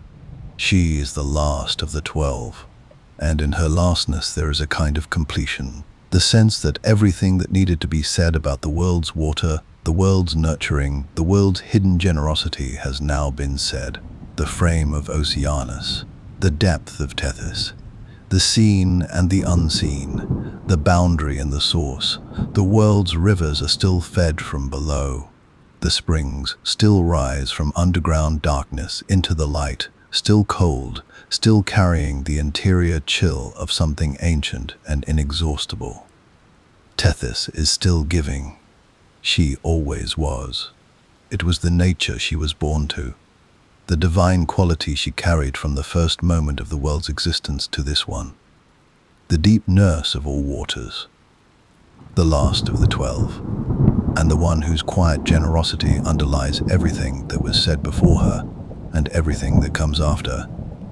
We have come a long way together, from the edge of the world where Oceanus flows without end, to the underground depths where Tethys feeds the rivers of the earth, from the northern pillar where Chaos held the questioning sky, to the southern where Creus bore the weight of constellations, from the blazing arc of Hyperion's celestial observation, to the golden prophetic crown of Phoebe, from the law beneath all laws that Themis embodied, to the memory that Mnemosyne holds intact against the erosion of time, from the radiance of Thea that makes precious things precious, to the quiet, enduring strength of Rhea, who saved the world with a stone and a mother's love. And at the center of it all, Cronus, swallowing and being swallowed, ruling a golden age and destroying what he loved, ending finally in a quiet country at the edge of paradise, where time no longer pressed its full weight upon him. 12 figures, 12 stories, 12 faces on the forces that the ancient Greeks felt most deeply and most urgently, the forces that shaped not just their mythology, but their understanding of what the world fundamentally was, and what it required of the beings who lived within it. The Titans fell. This much the mythology makes clear. The Titanomachy ended, the Olympians claimed their thrones, and the old order was superseded by the new. This is how the Greeks narrated the transition from the first age of the world to the age they themselves inhabited, through conflict, through the violent and necessary replacement of one generation of gods by the next. But here is what the mythology also makes clear. In the quieter spaces between its dramatic episodes, in the etymologies of its words and the genealogies of its divine families and the names that survived into the next world and the one after that, the Titans were never truly gone. They were absorbed, inherited, folded into the fabric of everything that came after them so completely that the civilization that superseded them could not speak about the world without speaking, in some form, their names. Consider what remains. The ocean that covers most of our planet carries the name of Oceanus, the word itself. Ocean is his name, worn smooth by millennia of use until the divine origin has become invisible but present still. Every map of the world is, in the oldest etymological layer, a map drawn in honor of the first Titan. The word we use for colossal, world-shaking scale, titanic, is theirs, straight from the Greek, unchanged in its essential meaning for thousands of years. When the largest ship ever built was named the Titanic, the naming was not accidental. It was a reach for the oldest word in the cultural vocabulary for something almost incomprehensibly large, a word that had meant that since the Titans first existed to give it meaning, Saturday belongs to Cronus through his Roman identity as Saturn. Every week, without fail, the Lord of Time arrives in the calendar and passes, and we rest, and we call it his day, without knowing whose day it is. The Atlantic Ocean carries Atlas's name. The mountains of northwest Africa carry it still. Every atlas, every book of maps, every geographical reference, every chart of the known world is named for the Titan who held the sky on his shoulders. We navigate the world using a word that means the one who bears the unbearable weight. Helium, discovered in the sun before it was found on Earth, carries the name of Helios, son of Hyperion and Thea.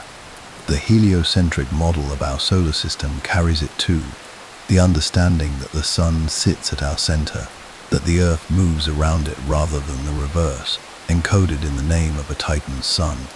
The Tethys Ocean, that vast and ancient sea, the mother of the Mediterranean, folded now into mountains but remembered in the geological record, bears the name of the deep nurse of all waters.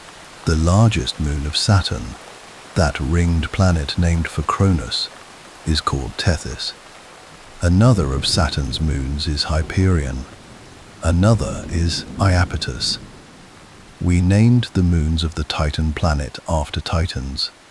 We sent their names into the solar system, further than any ancient Greek imagination could have reached, and placed them on worlds circling a planet that already carried the name of their king. This is the long echo, the sound that begins in the very first age of the world, when Gaia and Uranus looked at their 12 children, and the cosmos arranged itself around them, and which has not yet finished reverberating.